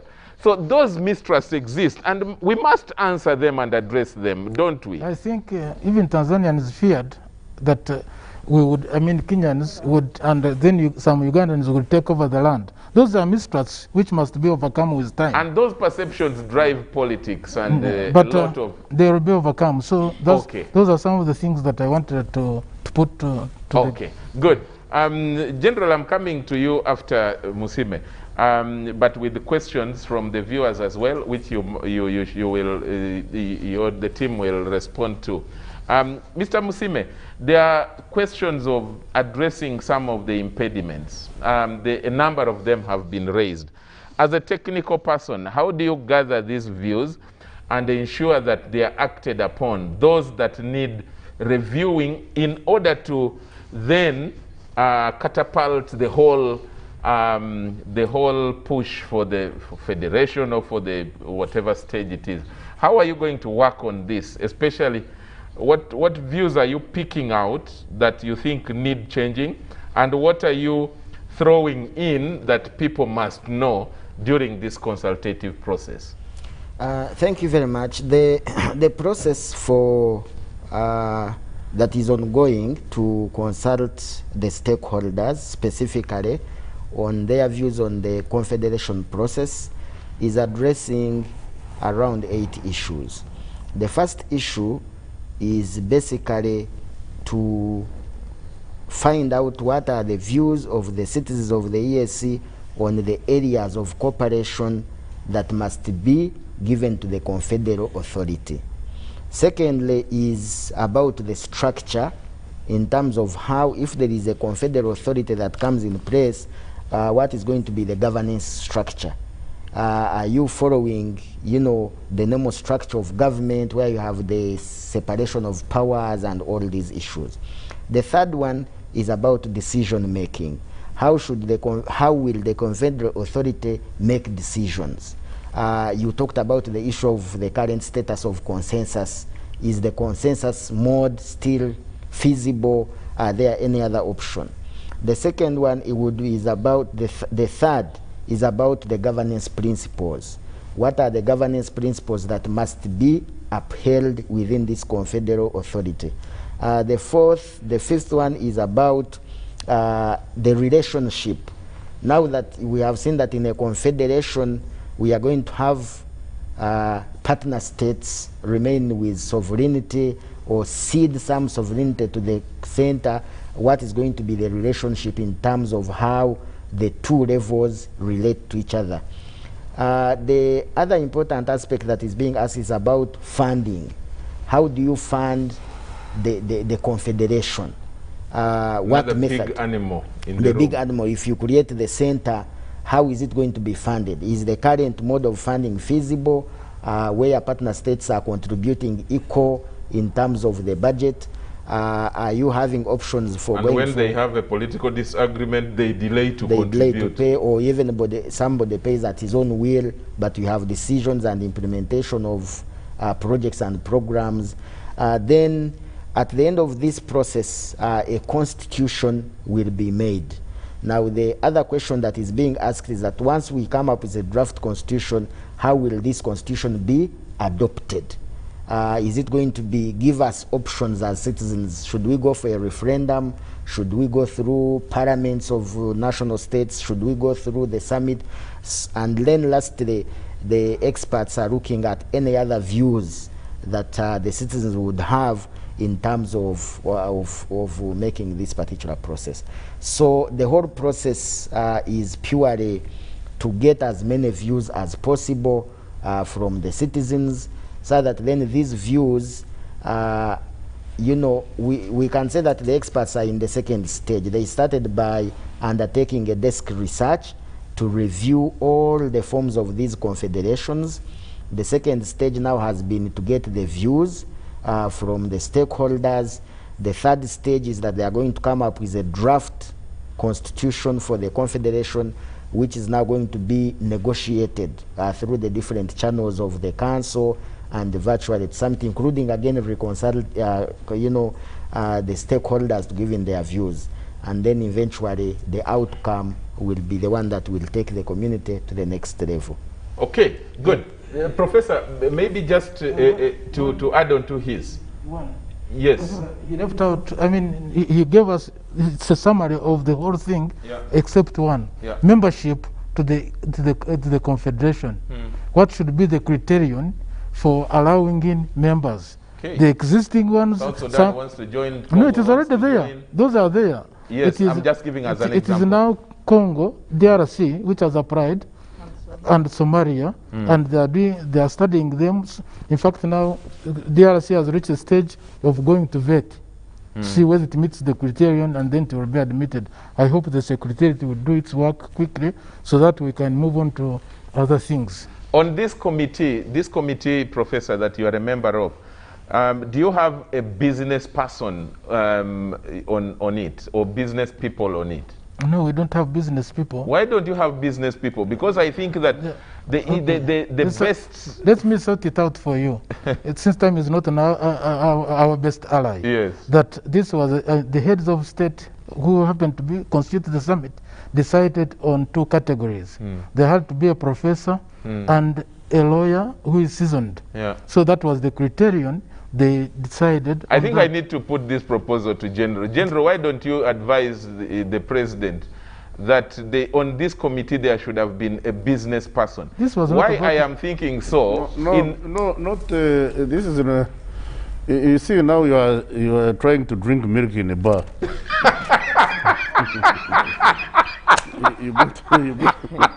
you go to a bar and you start asking for milk.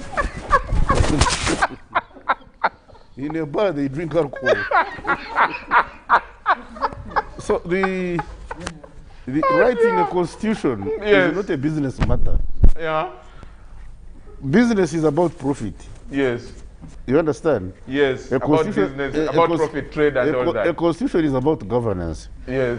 Now the business people, the politicians, the students, the journalists are a subject of this constitution. They are subjects. How do you organize them in an orderly manner, which now becomes the constitution? It's a matter of organization. Okay. So that's why we said let's have people who understand, who have more knowledge about politics. That's why we have professors of political science, and then lawyers. Okay. Who are constitutional experts. Okay. Now, we are consulting. The fact, the process of consultation brings in business people. Okay. Now, by consultation, we are aggregating interests. Okay. So these interests, this committee will now say, how do we accommodate these interests in an orderly manner and written, and then we shall later on debate these questions. Interest. Okay. Now, what I wanted to say is that I'm not disheartened by what is the processes that are going on. It's a matter of education. People are talking of suspicion and what. Unfortunately, the current regimen and thinking of the African people is preservation of colonialism. Secondly, there are actors in this world who don't want to see the East African community and the East African Union succeed. Because, like the Baganda say, amaziga gente lyesanyu lyembwa, meaning the tears of a cow is the pleasure of the dog. When a cow starts crying, then the dogs gather. Like, for instance, we went to a certain meeting, I won't mention it, and we were talking about preserving taxes on mineral exports. And that's how the EPAs were scattered. Because I was insisting, because then I was Minister for Commerce, I was insisting we must preserve taxation on mineral exports. And the fellows who were negotiating, we were saying, no, you must remove taxes on mineral exports. What does that mean? It means export your minerals without value addition, bring them to Europe, we process them, export your jobs also, we process them, then we return them to you as finished industrial goods. Now, that's a do or die matter. You see, unless these Africans understand the difference between principled disagreement and secondary contradiction, we shall get very far. We are emphasizing secondary contradictions, the flag, the titles, Excellency, and you know, we are worried about being called Excellency, what our ministers. We are worried about our flag. We are worried about the national anthem. But all of these Excellency, national anthem, flag, and what cannot put food on the table. No. At the end of the day, do you eat the national anthem? No. Okay.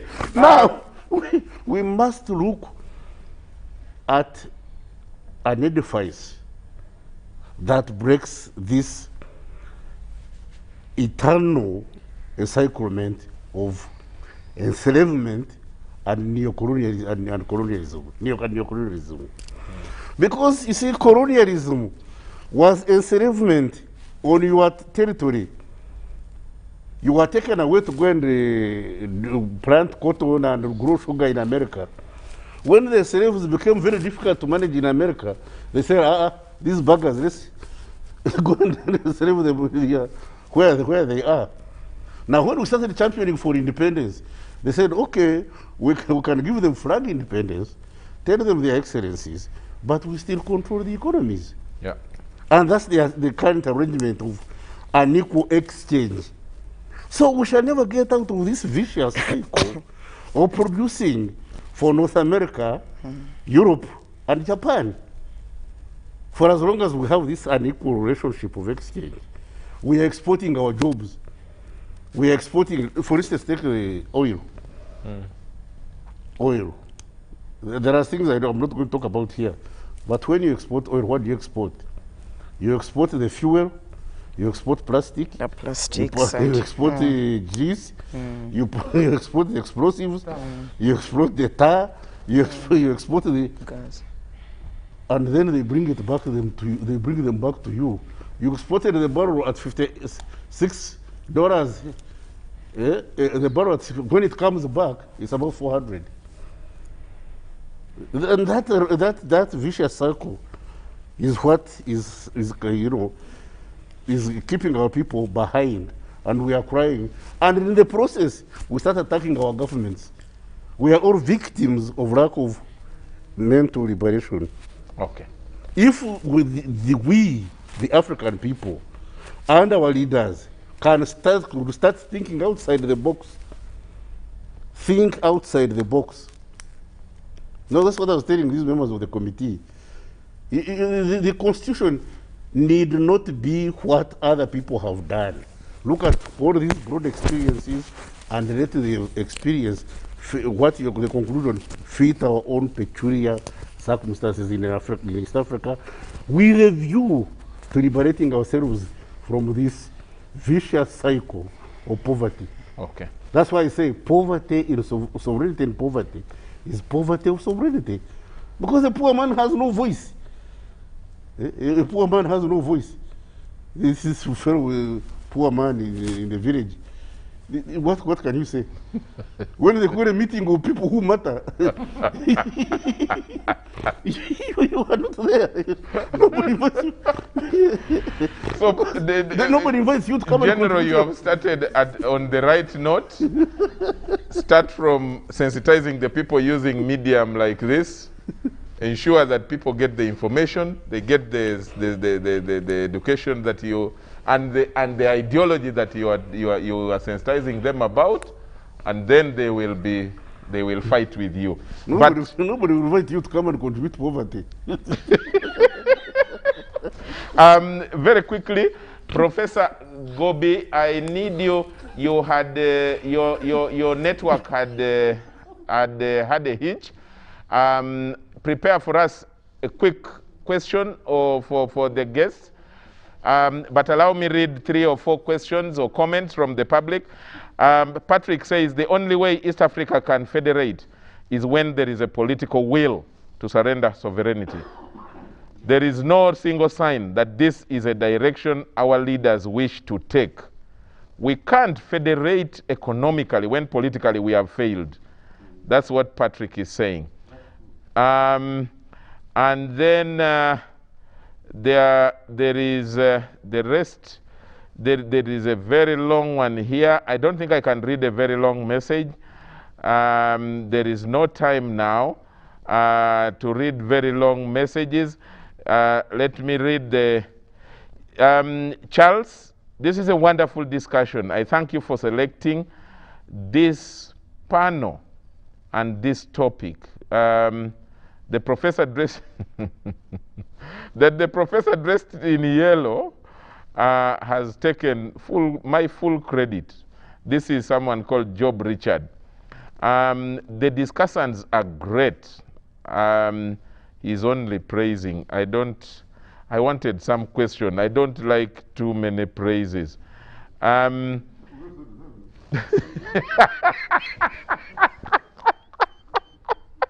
Okay, there is one here, General. Someone says, Charles, thank God. Tonight you have really hosted the cream of the East African Federation issues. Okay, I'm from Kasese. I'm called Honorable Buhaka Lucas. And I have seen Honorable Kahinda. Greetings to him. That's from Kasese. Someone called Julius says, Charles, the best way is to invite all experts like that professor, and then foreign affairs minister as well with East Africa. And then send a team to go and make a study how SADC and ECOWAS operate. Thanks about that, but you didn't tell me your name. There are a lot of the questions that have come here on Twitter, but let me see if there is any short one which we can use from Twitter. The Twitter messages are long. This one is long.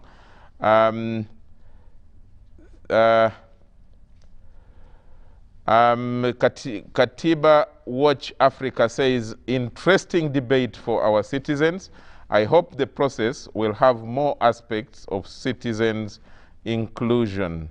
Sarah had already referred to that, people-centered. I think that's important. And then someone here is saying it's actually only, I don't know what the person refers to, says it's actually only in the Kenya, in the entire Africa.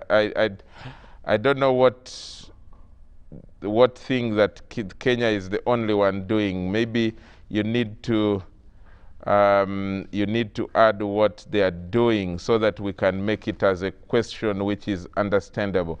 And then someone here called Kamugisha says, next time call General Otafire to educate Africans.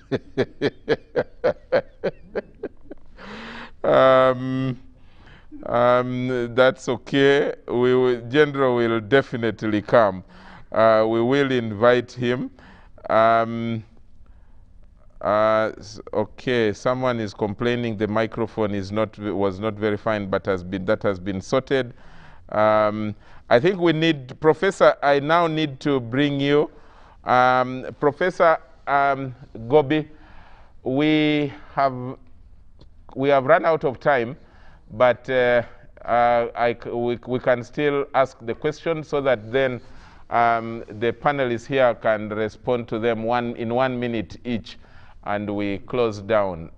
So you can start with whoever you want to start with, Gobi. Thank you, Charles. I'll ask just one common question to the panel, and they help us understand. You know, now with the COVID coming at the heels of the globalization, which also had made it quite more difficult for countries to actualize the benefits of regionalism. We have seen now the resurgence of nationalism, the resurgence of inward looking. Even here in Uganda, we are culprits. We have once again raised the spirits of protectionism, the spirits of thinking Ugandan more than East African. We are singing Buy Uganda, Build Uganda. In Kenya, they have Buy Kenya, Build Kenya. Tanzania, same story, and others. So how do the panel, how do they look at this, and how do we ensure that we can achieve the objectives of these inward-looking policies without shortchanging the benefits we have so far achieved in integrating East Africa before even we think of the federation? How do we ensure that we don't shortchange those benefits, but at the same time we achieve the objectives of inward looking and the mercantilism which has come back?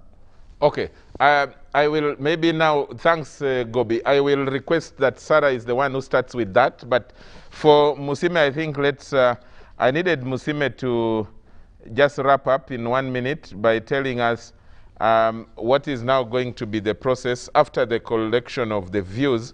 How is it going to be processed, and how long will it take? And yeah, that. Thank you very much. So after the consultations in Uganda, as we have already heard, then the consultations will go in the remaining 4 partner states. Once this is done, the experts will sit down to review all the comments that came through, and then possibly at that point they are going to propose a framework. But during that time they are also giving progress reports to the Council of Ministers and the Summit, and they are going to come up with a framework, proposing the model, and possibly then draft a constitution for the confederation, which is going to go through the other stages of adoption.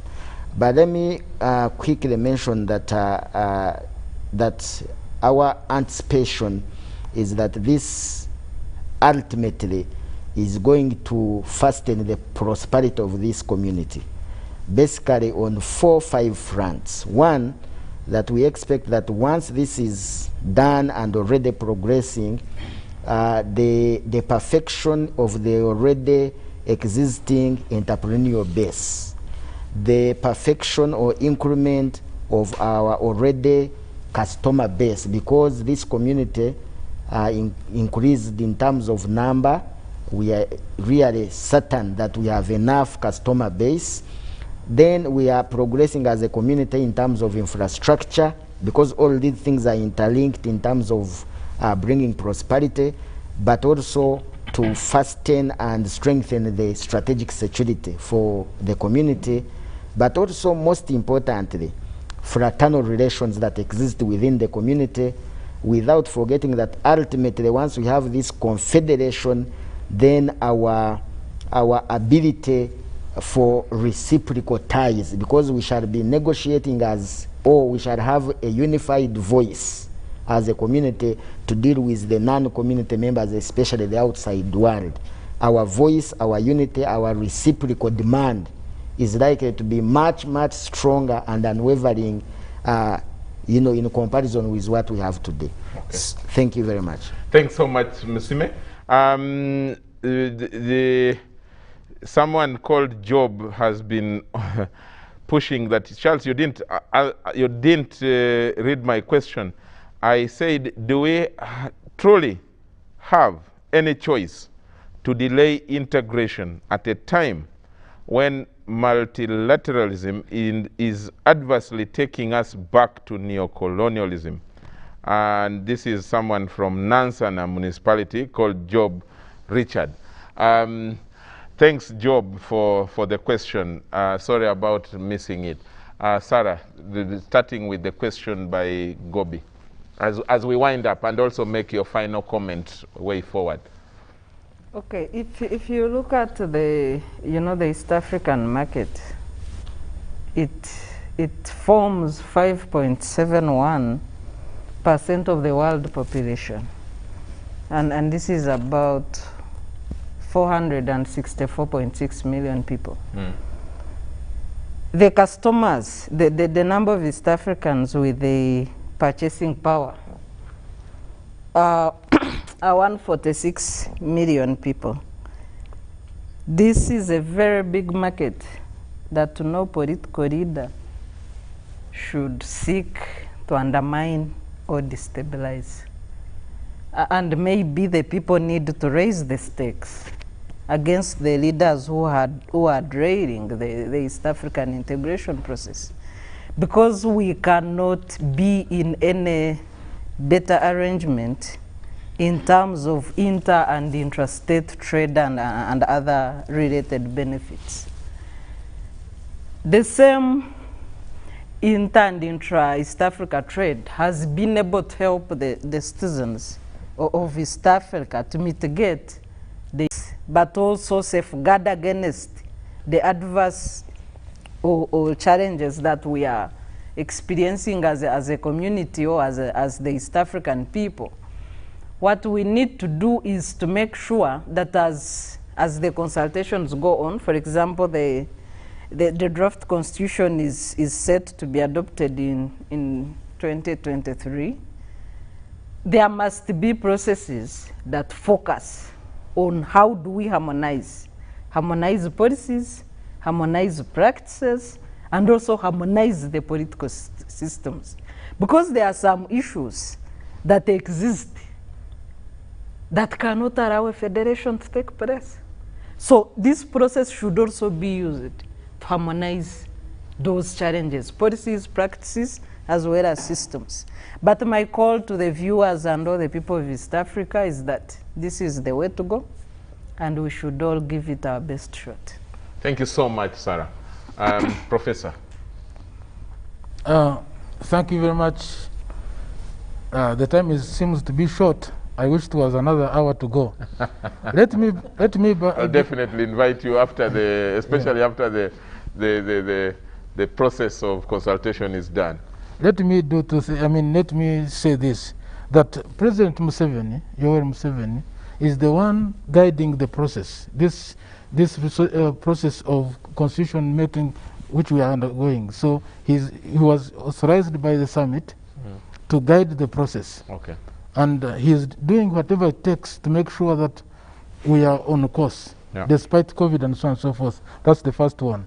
Two, I would like to say that today, East Africa has got 3 languages which are official. One is English, another one is French, and and the third one is Swahili. And you can see that it is like residue. But the people, whoever we have gone, have emphasized Swahili. Some people will say they don't know Swahili, and yet you say kwenda in Kiswahili, kwenda uko. Then in Uganda you say genda, genda. Then in Chiga they say gender. And then some people like Bachiga will say, we don't know Kiswahili.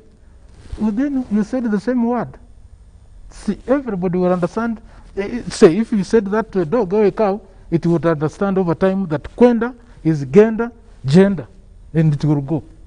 But people say, we don't understand. Some people will say, some Bachiga or others will say, we don't understand. That's hypocrisy. So this is an organically developed language, and we have to speak English and French. And you are forming a state here. Languages of the former oppressors, the ones who killed us. Read my book, Politics, Religion, and the Power in the Great Rex Region, and what they did to us. The English, the French, and the Belgians and Germans, how they killed people from the Great Rex Region. And then read also this book by Adams, King Leopold's Ghost, where one country killed 10 million people. King Leopold in 28 years, under the robber terror. Then another one which I want to talk about quickly is research and educational system, which people have emphasized wherever we have been. Added to that was health, which in Burundi COVID hadn't come, but as if they knew something, anticipated some problem, it came. They were saying that was a common area that needed intervention by a central authority at the top. Then someone sent a message that SADC. SADC is not doing better because it is a market of South Africa. It is an extension of South African economy, and you know what it is. From Bantustan, you are talking over upper side, which is extended. Now, finally, we are talking about COVID, globalization, and benefits, and then recession towards petty nationalism or chauvinism, inward looking, and so on and so forth. These are challenges, or these are developments, when the population are faced with a major problem which is external. It's not only COVID which came. By that time, we had started becoming inward looking. We couldn't move out. And as Norena says in the silent takeover, and those who are listening to me can type in the silent takeovers by Norena Has, she shows that NGOs and so on and so forth have taken over our countries. And they are not NGOs, but the outside have used the NGOs and gongos, government-owned non-government organizations, to take over our economies, to take over policy-making processes, and so on and so forth. So when you see that, then you know that our countries are besieged from outside, individually. And given our smallness and the borders, then they use other methods, visas, and so on and so forth. All those restrictions have diminished the spaces of these countries. You don't export coffee directly, you must pass through agents, you must do this, then the insurance and so on and so forth. By the time the coffee reaches there, you don't have any control over it. The fish leaves the lake, like Lake Victoria. When it goes on the plane, then it is their fish. They control the supply, they control the demand, they control the money, and even when they give you paper money, which can burn in their pocket with you, they don't allow you to bring it. You put it in their banks. The banks charge money and so on and so forth. So their economies, as the general has already raised these issues, and you find that you are just playing like a puppet. You don't know our economies. So you are forced to go inward looking, and the Muchiga becomes the Muchiga. Then you are Ugandans. Even if you say boo-boo, it's not just boo-boo. It is, you are telling people to concentrate on developing this economy which you have. Because now you can't, given that there is no broader economy, you can't say now go and develop Tanzanian economy or South Sudanese economy. You say concentrate on here, buy things from here, and utilize them instead of getting them from outside the country. Is going to China, which made in China. You see, many things are made in China. I don't know about this cup. I have to check. Made in China and so on and so forth. And so these are. Thank you. Yeah. So in other words, develop internal appetite for internally produced things, keep the incomes here, then have this expansion of the economy, so that there is forward and backward linkages, organically developed economies. Okay, thank you so much. Jenny? you so much, Charles. And thanks to my fellow panelists. I have learnt a lot. Regarding the issue which has been raised by Professor Gobi about nationalism, inward looking and protectionism. You know, every time there is danger, it's a natural reaction to protect yourself, to look inwards. Whether economically, politically, militarily, it's the way to go, you look inwards. So COVID battered our economies and countries started looking inwards to protect their economies. But it isn't good. And I think for the East African region to get out of that, we need first of all to plan beyond our individual countries, our individual economies, look at regional value chains, because we are talking about industrialization, you know. So we need to look at regional value chains so that we can be able to tap into broader, bigger markets. Today we are negotiating the Continental Free Trade Area. Africa is negotiating the Continental Free Trade Area.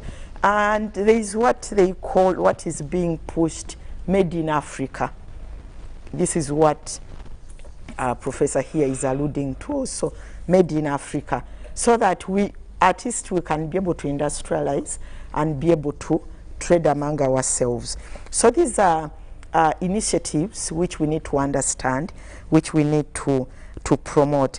But lastly, I want to go back to the issue which the General has raised and also Prof here, that we need a deeper conversation to understand these issues about the primary and secondary contradictions.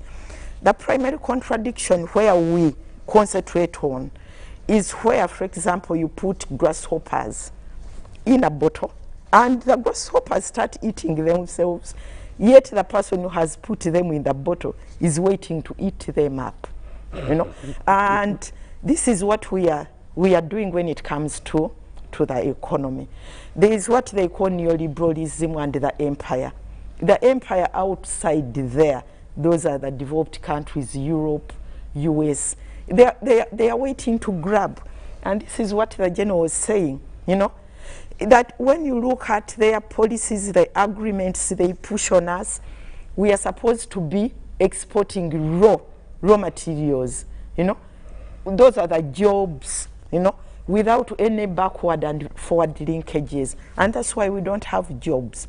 So we need to look at the bigger picture, look at those contradictions. And I think such an understanding will help us to determine what kind of regional integration we need. Thank you, Charles. Thank you so much, Jane. Beth Muhanga sent a message, General Otafire, why hasn't Ugandan government prioritized decolonization of our education system so that we teach what is relevant for our future? This is from Beth Muhanga. She's listening in. You can add to, as you wind up. My friend Beth Muhanga, to address that to the Minister for Education. We are now discussing East African integration matters. You are in the same government and you are also a minister. No, we have dockets. you know that's somebody who is outside grazing, where the stick for mixing millet is. He or she does not know. Access question could be the problem. Yes. Now, what I wanted to tell the people of East Africa is that we have to look at our interests. When Kenyans come here to buy maize, they don't come to buy aflatoxins. Sell them maize, don't sell them aflatoxins. When they say we don't want to buy your aflatoxins, don't complain. Because in so doing, we are preserving inefficiency. Can you tell me why Brazilian sugar lands at Mombasa at $480 a ton when Uganda sugar is at 600? There is inbuilt inefficiency, and that's why the price is high. In like manner, I'm telling the Kenyans, don't condemn Kenyan people to eat expensive eggs when they can buy cheaper ones from Uganda. Because end of the day, whether the eggs are Kenyan or Ugandan, I want to have some extra income. Eat my eggs and yet have some extra income to buy soda. True.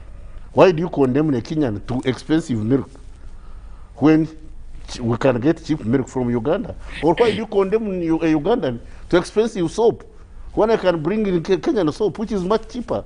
And at the end of the day, as an individual, I have some extra income and get real value for my money because of this exchange of goods and services and elements of competition, so that we become efficient. So that we become efficient.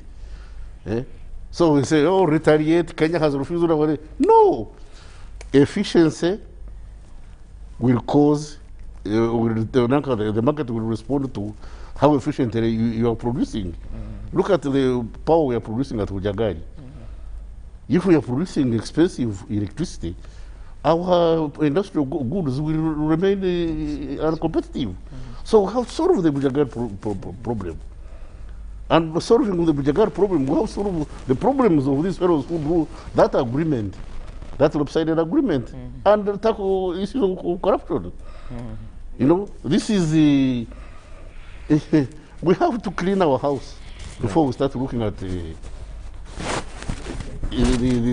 other different questions, and so on and so forth. It's imperative that we destroy the colonial establishment. We have to get out of the colonial establishment, and the only way we can get out of this colonial establishment is by looking at ourselves as Africans and our interests, and sort out our internal weaknesses, and then we can become competitive. Once we become competitive, then we shall liberate ourselves. Look at China. China 30 years ago was like anybody else in the third world.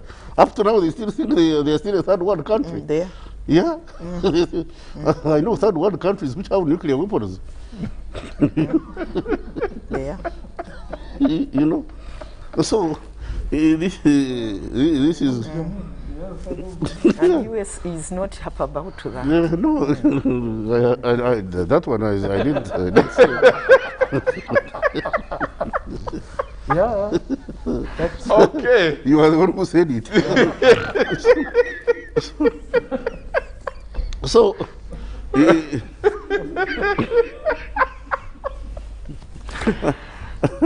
let's look at ourselves. There should be deep introspection into our own affairs. Look at ourselves as East Africans. Africans first. I am an African, and I'm proud to be an African. I pay allegiance to the East African region of Africa and pay homage to Uganda, my home. You know, the problem with us is that we do it the other way around. I am a Muchiga. I am a Muchiga, you know, and that becomes an issue. You can even start with a Kirani. You start with a Kirani. I'm a Muchiga, and I'm a Protestant, and I'm... Hey, yes, that is inevitable. That I'm a Muchiga, or a Nachori, or a Rugwara, is an accident of creation. It's not the trustee of my destiny. The trustee of our destiny is our conscious thinking, introspection into what we are doing as East Africans, and realizing that we are subjects of exploitation by foreigners. Then we liberate ourselves. But when you don't liberate it, then we start to say, NRM, NUPA, I don't know what, DP, and we get lost. DP, do you eat DP for supper? Or NRM for breakfast? Okay. All these are vehicles for negotiation. NRM, DP, you know, all these are vehicles for discussion. They are not the ultimate end. That you know, if these fellows are not empowered, No, that's not what is important is the welfare of our people. We have to stop our people drowning in the Mediterranean, running away from resource-rich Africa to resource-exhausted Europe. We must convert this abundance of wealth of the African people for solace and comfort of the African peoples. Thank you very much. We are now... Yes. Just a footnote. Yeah. That today, the whole region of East Africa is confronted by COVID. And our responses are different. Yes. Uganda has lost 334 people. Our dear people, 334 people have died. And at least we have made, a vaccine, which was tried and must have helped the people. Outside there, I don't know what is happening, but in other countries of East Africa, but seems the situation is still not synchronized. So if we had one policy of dealing with such a problem, then it would be easier to handle the problem, close our border, which would be one, and then deal with the problem from inside. Okay. COVID gives us opportunity to learn the problems, even other problems which are coming, and how to prevent them from coming by forming one government. Let me use the word government instead of state for the whole of East Africa. Thank you very much, Professor. Thanks a lot, General. Someone called Nixon, who is watching, says, that's one of my best shows, Charles. I like General's humor.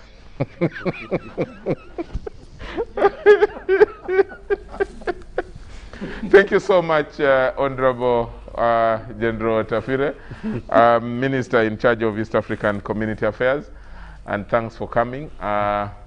I know that you came straight from Chankwanzi, where you have been for the past few days. Thanks a lot, Jen Nalunga, Executive Director of Siatini. Thanks a lot, Sarah Birete, of Center for Constitutional Governance. Thanks so much, Professor, from Makerere University Political Science School. And thanks a lot, Dr. Musime Andrew, Director, East African Affairs Ministry. We didn't have time to eulogize.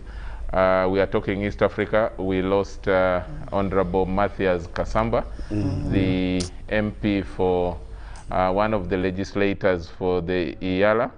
And so sorry to the family. Our hearts go out, our sympathies go out to the family and to his colleagues. He was one of the 9 Ugandan representatives to Arusha. And his passing was shocking, very surprising. But that is life. We condole with the family and the greater, the NRM, where he has been serving, and also to his colleagues who must still be in serious shock. From the team here at the front line, thanks a lot. And to you out there who sit this late to watch the Behind the Headlines program, keep watching this. We will always endure to bring you the best content and bring you as much as we can the best panel, the best team of experts and persons who can discuss with you. Network has not been very clear, but through Zoom, Mr. Gobi, indefatigable and always passionate and doesn't give up on the discussions here, whether at home or on the go or in the studio here. He's never missing any discussion. Thanks a lot, Gobi, for your energy and for the knowledge you share with the rest of the country and the world. From the team, the production team, we want to say thank you all. And until next week, God bless you all. God bless Uganda. Bye-bye.